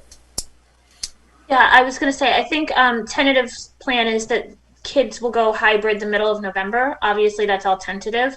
But I had a question. Typically, for fall town meeting, we rely a lot on free cash. And I know it seems like it's been getting progressively later that we get the free cash certified numbers. So I was wondering, given COVID and the situation with the state budget and everything, what it is, how late can we push it? Because I want to make sure we have enough information. If we're having one, that we have all the information that we can and actually need to do it. I think that's a good point. I think I asked kind of by mouth while you were about whether we should have it before the schools move to hybrid, and Chief Knight nodded yes. Obviously, if the kids go back to school, it increases the risk of exposure. But that is a good point about free cash. I think we obviously have to have a certain posting requirement to hold the town meeting. So that really puts us in a narrow window at this point, because we're getting to the middle of September. And if we want to time this before the kids go back into school, it's going to have to be late October. And we push for the free cash certification. I mean, if we get closer and we don't have it, I'm not sure how we handle that, but we're going to have to get something on the books at least now, I would imagine. So I'm just looking at the calendar. Don't quote me. I think the tentative date for hybrid back to school is November 16th. I think that's a Monday. So I think the latest that we could do it would be that week of either November 2nd or November 9th. That November 9th week would obviously be leading right up into the return to school. I don't have the holidays listed here. I'm not sure where Veterans Day falls and where Thanksgiving falls and everything. Veterans Day is the 11th. All right. Depending on what the school plans to do, I would personally probably push for the 2nd, because it gives us a little bit of a buffer in case things change by a week. And we can just verify that date, Leah. Yeah, I should add. I think some kids are going back in October.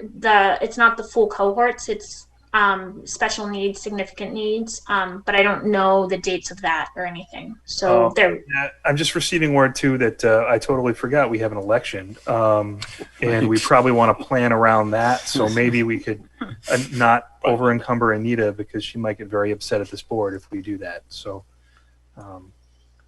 also, through the chair, just a consideration, the later we get into the season, the more colds and flus, and I'm not really sure on the screening process we're going to have, because everybody's going to have allergies, and they're going to say that, runny noses and everything else. How are we going to handle screening the people that are coming into the meetings? The folks too that tend to participate in town meetings are on the more vulnerable side in terms of age.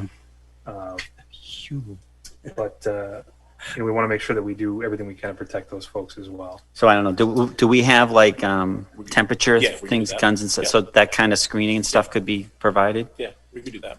I don't know if Karen's still here or not. I feel like last year we got the certified free cash really, really late. Like we weren't even sure we were going to have the actual certified number by special town meeting last year. It was very late. I don't know what kind of push we as town have with the state to get a certified number sooner rather than later, with it kind of pending our special town meeting and need for it. They'll probably be behind. Someone's going to have to check with Becky to see the status of the audit. Have they started? Where are they at? And yes, we usually push to get it, and it's usually right around Thanksgiving, and we're usually waiting. I think last year we got it, 24 hours before.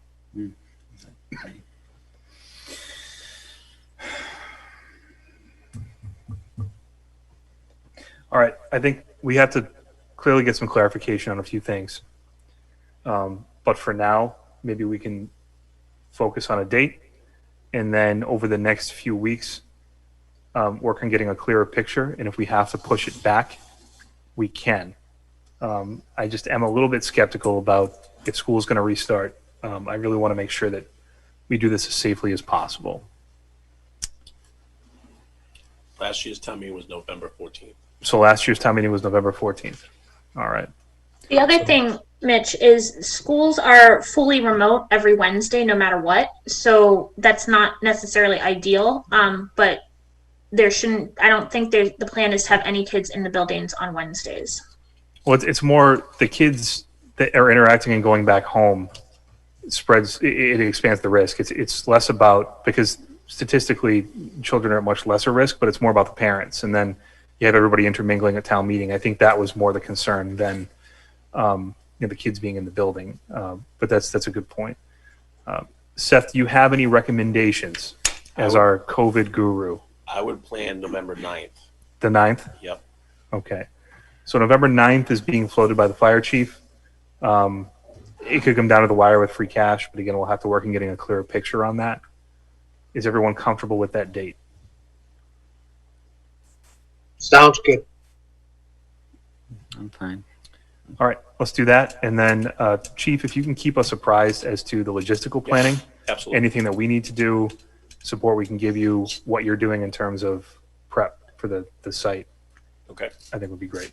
Absolutely. So question, we're gonna have it on a Monday night, not on a Saturday like we normally do? Every fall town meeting has been during the week All right. because the janitor's already there. It's the janitor's Okay. already there. Okay, any more questions? If not, I'll entertain a motion for a town meeting date. I make a Stillings, motion. Go ahead. go ahead, sir. Go ahead, sir. I make a motion that we plan for a special town meeting on November 9th. At what time we usually do the special? 6:30. We can do 6. 6. Is 6 that o'clock. All right, At 6 o'clock what school? at Glenwood. Yes. We're gonna do Glenwood. Glenwood. Okay. At Glenwood School. Sorry. I'll sec- I have a motion and a second. Is there any further conversation? I'd just like to amend pending town clerk and FinCom's and Becky's approval also, just to make sure that we didn't miss anything from their perspective as far as that Are date. you okay with that amendment? Amended as stated. Are you okay with the second? Yep. All right, so we have a motion and a second. We'll have a roll call vote. Jeff, Stillings, aye. Leah, Whiteman, aye. Clock eye. and Lyndon. Nichols eye. We're City, aye. Motion carries unanimous. Thank you, Chief. Appreciate the input. Good night. Night. Okay. And next up on the agenda, we have Columbus Day holiday. Yeah, to the chair, I had just brought this up. I know this was a discussion at the school committee meeting. I'm not really sure if it was the appropriate time, but they decided to eliminate the Columbus Day from the calendar. And I just had an issue with that. It's a federal holiday. I don't think we should just be eliminating it. I mean, the town is a part of the school district. If it's a political statement, I don't think it's the appropriate place. I did check and they did replace it and they said state holiday, which it's a federal holiday. So I guess that's incorrect as it is. So I have issue with them taking it upon themselves to eliminate a federal holiday. As I said, I think that the town pays taxes to support the school. I don't think it's their place to just change it. I mean, if they want to not take advantage of being, receiving a pay for a federal holiday, then want to make a political statement and give their money back to the district, that'd be great, because we have other issues that we can address with that money. But I just had an issue with them taking it upon themselves to just eliminate a federally recognized holiday. We have a recommended course of action. I guess just as we did have an issue and sent a letter to MMA regarding taking upon themselves to make decisions for the town, that we send a similar letter stating that we object to them taking upon themselves just to eliminate a holiday. And then I have further concerns that if they're not even acknowledging the holiday, then what are they teaching, about the history of Columbus, whether, negative or positive? I just thought it was inappropriate. So, I agree. You making that as a motion, Lyndon? yes. I'll second it. All right, I have a motion and a second. So And that discussion, please. go ahead, Jeff. And that the town of Rutland continues to recognize and observe Columbus as the holiday. I think we'll put together Yeah, that was the intent. yeah, I think we'll put together Agreed. a letter and maybe we can present it at the next meeting and have the board vote to sign or not. I'll bring my cold pen. So I think and this is going to come across as political, and I don't mean it to come across as political, but more and more states are moving away from Columbus and more to Indigenous or Indigenous Peoples Day or something. And I just wonder if this is reflective of kind of the broader national conversation. And I don't necessarily agree with there being an issue with the school board. If Congress changes the holiday, I'd be more than happy to recognize whatever. But currently, it is Columbus Day, and it's a federal holiday. It's a paid federal holiday to all the employees of the district. So I don't think it's, regardless of what the perception is, out there. Currently, it is Columbus Day, and currently they're receiving a paid holiday because of that. It has not been changed. The government hasn't changed it, and if people want to take that case on and change it, I'm all for it. But currently, we should acknowledge what days are recognized by Congress and the federal government. Okay, have a motion and a second. Any further discussion? Through the chair. Go ahead. Lyndon, do you know, did the teachers union negotiate it out of their contract?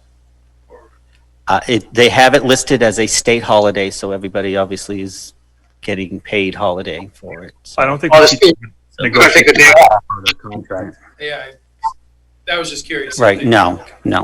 And like I said, it's not a state holiday, it's a federal holiday, and it's a paid holiday. So like I said, if they want to really make a statement, then that would probably be the place. Yeah. All right.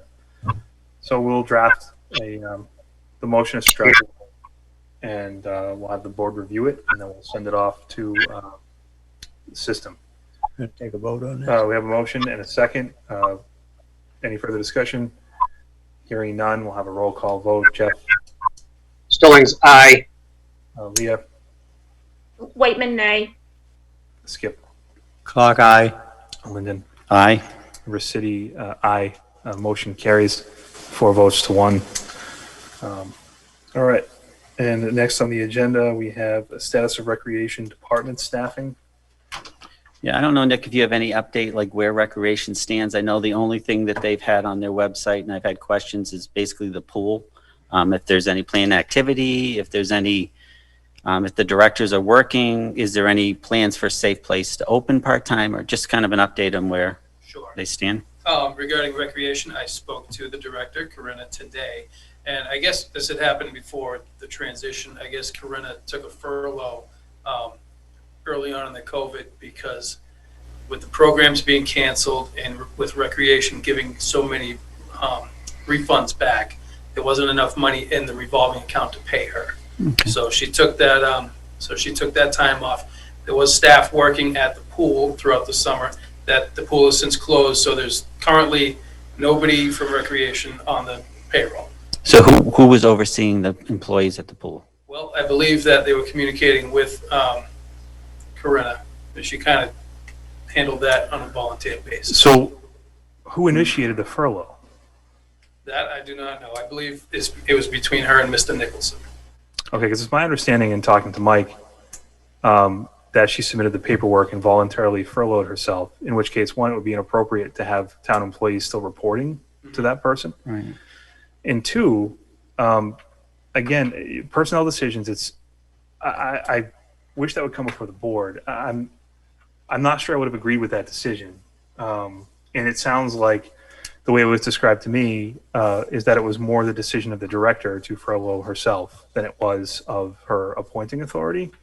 And I know it's an annual appointment, but I mean, it's a little inappropriate because there was a lot of work that could have been done around the town, and I'm not sure who is making that decision and why it was made. And again, if you have staff still reporting to that person, that puts the town in a huge legal liability issue. So. Agreed. So moving forward, I've spoken with Dan. I got the balances in the recreation account, the revolving account. I've spoken to Corinna, so she's happy to come back if there's enough money in there to pay her. I just got to do the math, and if the math looks good, she's going to come back and start working on the upcoming programs. Well, who makes that appointment? The appointment is made by, I believe, the town administrator. So for clarification, so I mean, the funds are based on activities. So if they have activities, it's supposed to generate funds. Yes. So I guess depending on her planning activities to generate funds would determine on whether she would have enough money to pay.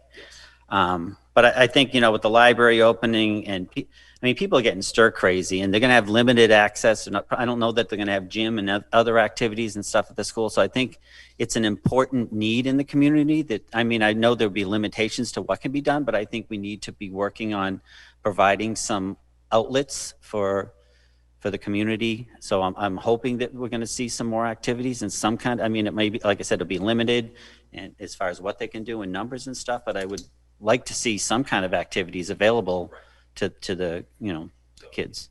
Yeah, she's happy to come back, and she said as soon as she comes back, she's going to get working on getting some programs prepped up. Okay, and what about Safe Place? Is that Safe not Place, able? I don't know.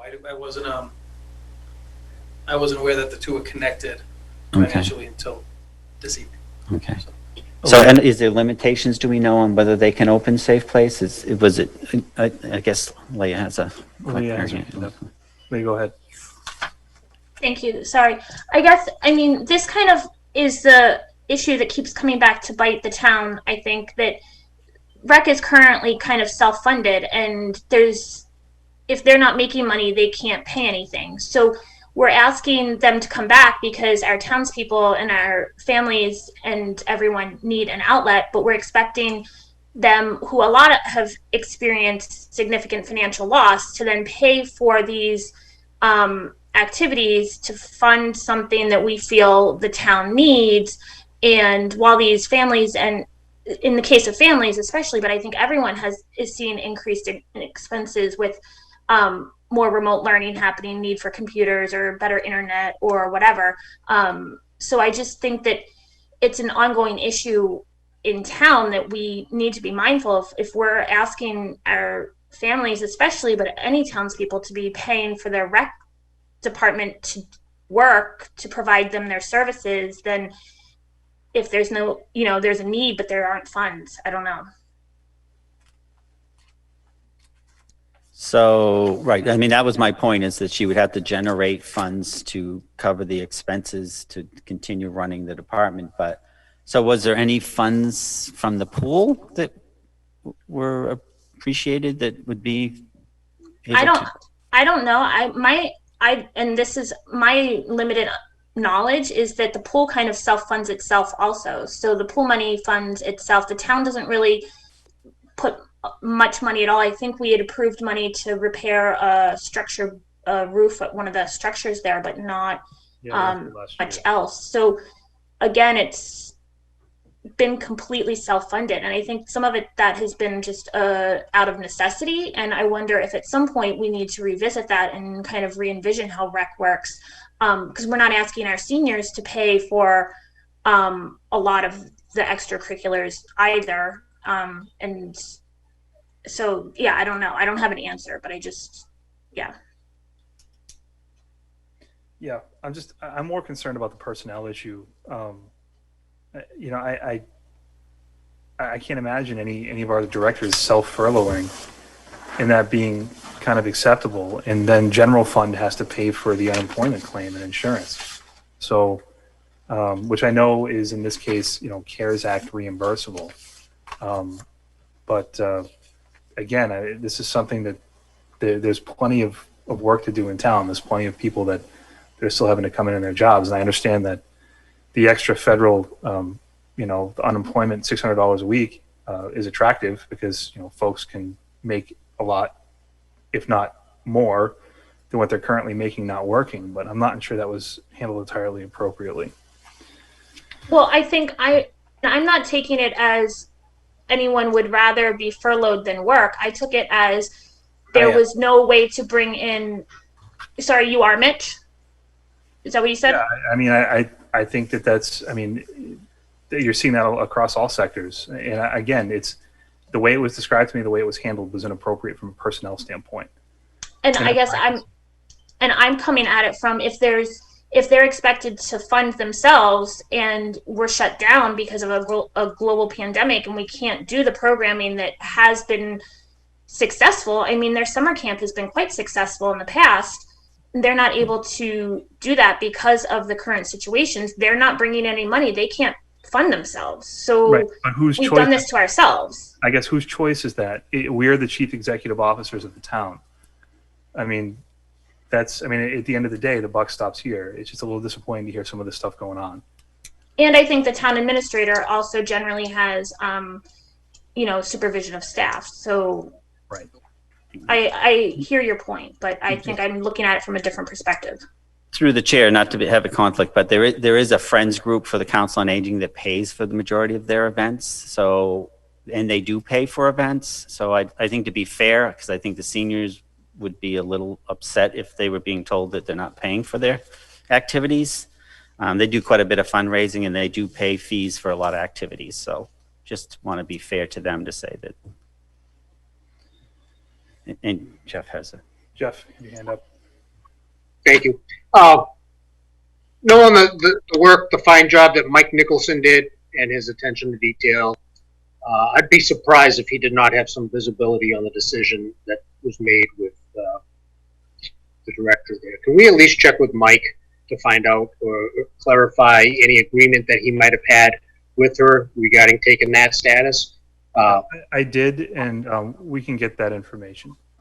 That's all I'd ask. It sounds to me that he would have his hand on that, and if that was the case, then I would support that. But I think we should check with him. Thank you. And just to clarify, so I was looking to try to find ways to promote more activities. I'm sure there are businesses and stuff that would also support some of the expenses associated with it, but I just was looking to see if there was a plan to provide some activities under the department. So. Yeah. Okay. All right. Next item on the agenda are Chromebooks for students in need. I saw a few emails go across about this. Yeah, I had seen some emails that I know Cable was involved in. I think you were copied on, Mitch, and it was brought to my attention regarding the need where some people don't have Chromebooks and do not have access. And this really concerned me. I don't think it's acceptable that we have any student in our community that does not have access to virtual learning if that's going to be the direction that the school is taking.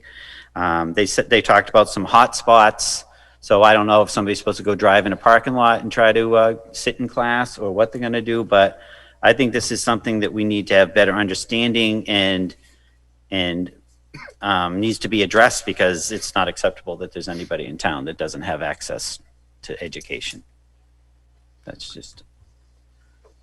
I thought Wachusett Regional was going to take care of this matter. Well, it's part of what they said they took care of is they provided hotspots.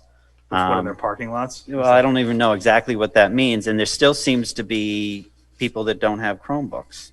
Now, I know there was an article, I didn't read the whole article, that Gardner had some kind of a program that they were providing as well. Of course, when you're working with a school district, it's a little different than in Gardner where it's just a department within the town. There's more control and stuff like that. But like I said, I think it's important that we assure that, and I see Peter's in here, so he probably has more information than I do. But I want to make sure that nobody is left behind. No child left behind. So I just thought it's something that should be brought to the board's attention for discussion. Leah, do you have your hand up? Yeah, thank you. I know that school district has been sending out a lot of communications and in touch with the student populations that are probably in greatest need. And then broader communications have gone out to the whole community. So I really feel like this is a conversation that we should invite our school board committee members to, and not necessarily make a whole lot of assumptions on stuff that we've heard or whatever. So that's just my take. Okay. Anybody else have any? Peter, do you have Peter, any I'm more sorry. information? Because I know you were involved in the conversation. I have a little more information that I think you can use. A hotspot is a device that talks Wi-Fi locally and talks to the telephone system, the cell system. So it's something that would be in their home that provides a Wi-Fi service to the home. Okay. I don't remember that. I didn't get a chance to review the contents of the email, but it was my understanding that the school committee is also going to be providing Chromebooks to these students. It is, how do I want to say this? It feels to me like there's still a segment of the population that is likely to be underserved. Okay. Because the school committee, I believe, well, if the normal mechanisms are all based upon the school lunch program, having to be eligible for the school lunch program opens up a number of other opportunities. If you're over that line by $1, you might still be underserviced, but you're not going to be covered by any of the programs that are there. I didn't bring up any of this in my discussions with the school committee or with anyone else involved in that whole discussion. So I have a little personal discomfort with a level, but we can't solve every problem for every person. So I let the whole thing go when the superintendent of the school committee said they're taking care of hotspots and Chromebooks for the kids, and sounded like we had no more we could do to help them. Okay. Maybe through the chair, maybe we could have Nick reach out to the school and find out if there is anybody who isn't being served, and then if there is, meet with the committee and whatever. I think it needs to be addressed. I don't think even one is acceptable.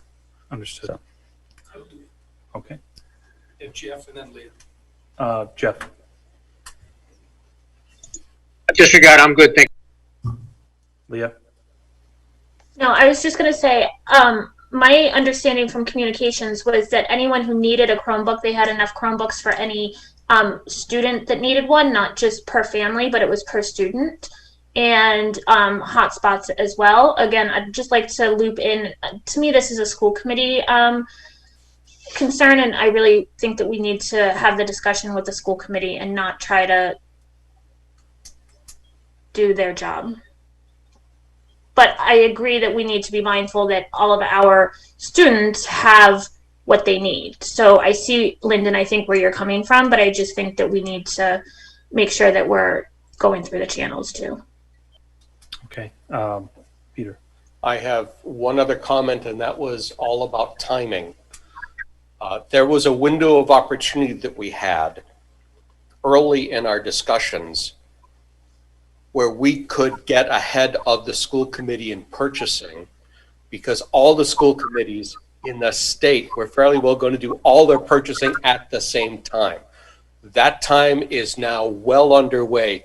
We have no ability to get equipment any faster than the school committee. We will be behind them in any orders that we were to place. It's too late for us to help students right now. That's through the chair. It was my understanding that the town ordered a certain amount of Chromebooks, and I know that we can't buy Chromebooks through the grant funds, but if the town owns Chromebooks that would be adequate for somebody who doesn't have them, then maybe we could have a policy through the library or something, like you would a book or something. I don't accept that we have anybody who doesn't have access. That's just my point. Okay. All right. So next we'll reach out, make sure if there's need, and then we can check in with the school board if that's appropriate. Okay. I don't think we need a motion for that. So I guess moving on, we have the National Guard Tough Ruck event. Jeff, this is something I think you emailed about. I did, and I think. You want to go ahead and kind of describe what it is? Yes, sir. Thank the chair for adding this to the agenda. So this Friday is the 19th anniversary of our attack, the attack on our nation, September 11th in there. And as part of that remembrance, members of our police, fire, EMTs, and military service participate in what's known as a Tough Ruck. It's a 26.2 length marathon where they carry rucksacks, knapsacks on their back, and they traverse. It could be jogged, it could be walked, or different routes, but they traverse the 26.2 mile, and they carry with them, in this case, ribbons in the memory of the fallen.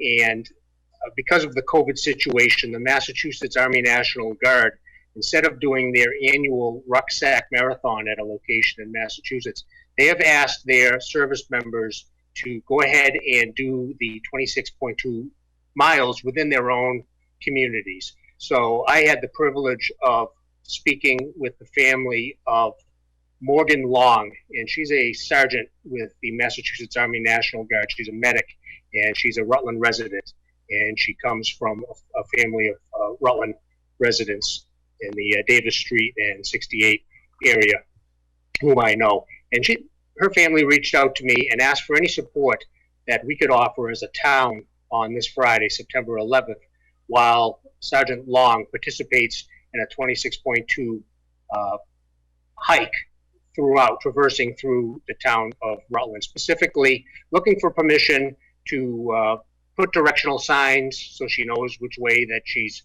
traversing in there, on public land in there. Support otherwise that I would ask is let's give this sergeant a world-class finish line. The finale of her trek will be at the War Memorial on our town common. She's going to leave around 7 in the morning, and at 17 minutes per mile, we anticipate that she could be reaching the town common around 3 o'clock, 3 p.m. Along the way. So what I would like is support from the board to offer them the opportunity to put signs and arrows, etc., along the way to so she can identify the trek that's ahead of her. And then I have also reached out with our chiefs, the police and the fire chief, and ask and thank them because I've already received their verbal support, but ask official support from our police and fire to give this member of our military a proper finale in there. And if it's possible, you know, absent any operational needs or any need for the ladder truck, could we maybe display the that beautiful flag that hangs from the town ladder truck in there, right at the finish line in there? Could we get the cones out there similar to what we did for the 5K road race in there? And should be coming up from the Glenwood side. And then operational permitting, again, with the police chief's permission, could we allow for maybe a nice police escort from the top of the hill to the finish line where her family and other supporters that we're putting out will be gathered on the town common to welcome her and anybody else who's accompanying Sergeant Long during that leg in there. So I would ask the board's support, and I would ask for a motion to support the Tough Ruck Challenge this year, specifically the ventures of Sergeant Morgan Long of Rutland, and to authorize the posting of reasonable signs on town property, which could include like a water station, somebody wanted to set water out there along the way on town property, and also seek the support of the PD and the RFD for this operation. It's going to take place this Friday, September 11th. Thank you. Okay. Chief, is there going to be any costs associated with supporting? No, all the support we can provide will be taken care of. Great. Just a question. Yeah. So you typically have a service on 9/11. I know that. So you have your regular service for. We oftentimes, in conjunction with the fire department, will do a brief memorial ceremony. Right at the time of the. So you can have that as well that day. Actually, that'd be good. What time is that ceremony, Chief? Well, it's typically right when the. Yeah, we usually do it in the morning, right at the times when the plane hit the towers. But, I mean, we could adjust it to maybe incorporate it with this event. I'd just like to see that still recognized as part of the. So if you guys want to coordinate that, or at least, whatever you think is appropriate. We've already been in touch with her Great. family. So. Perfect. All right. So I make a motion to support the tough Ruck event on 9/11. And amended to specifically include Morgan Long. Morgan Long, yeah. Okay. Do I have a second? Whiteman seconds. Or any discussion? Hearing none, I'll have a roll call vote. Jeff? Stillings, aye. Thank you. Leah? Whiteman, aye. Yep. Aye. Lyndon? Nichols, aye. And Rossetti, aye. Motion carries unanimous. Meals on Wheels recognition. I know that we're working on that, Jeff. I hope you don't mind if we push it off to the next meeting. We got some information to write up about the individuals, came in a little bit late, and I want to put something a little bit more formal together, if that's all right with you.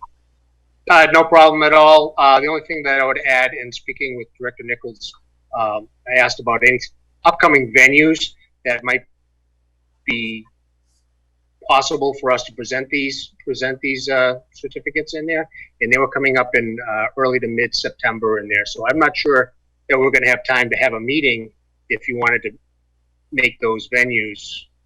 I think what we could do is we could have Director Nichols make a decision on that and then email the board with maybe a time and a date. I believe, just not to interrupt, but I think it's the time that you guys have an event going on. The police and fire have an event going on at the center. At the center at the same time. Yeah, I don't know the specifics of So we can coordinate around that. So we could have maybe Director Nichols coordinate around that and then send an email. We can have Nick send an email to the board giving us the time and the date, and we'll be all set. We don't have to deliberate on it.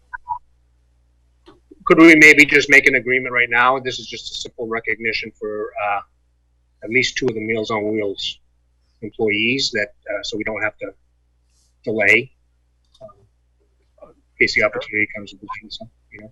Yeah, I mean, that's fine. I have no problem with that. So simply what I was looking to do is to recognize Meals on Wheels workers who had been working as essential workers throughout the pandemic in there, providing nutritious meals to 150 of our seniors in town. And I'd also like to include Director Nichols on that. So the 2 individuals that we wanted to recognize were Suzanne Tatro and Kathy Corcoran. And I would like to see if we could at least go ahead with the support and some sort of a recognition letter or resolution for them, and also Director Nichols for working diligently through this pandemic and the meals programs. Okay. Is that a motion, Jeff? Yes, sir. Motion, please. I'll make a second. Any discussion? I obviously will exclude myself. Okay. So we have a recusal. Hearing no further discussion, we'll have a roll call vote. Jeff? Stillings, aye.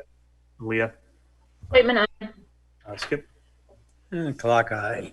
And Rossetti, aye. 1 recusal. So we have a motion that carries 4 votes to none, no nays, and 1 recusal.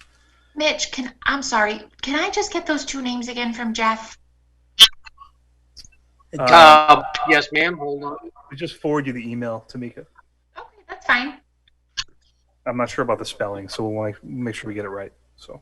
Okay, thank you. Okay.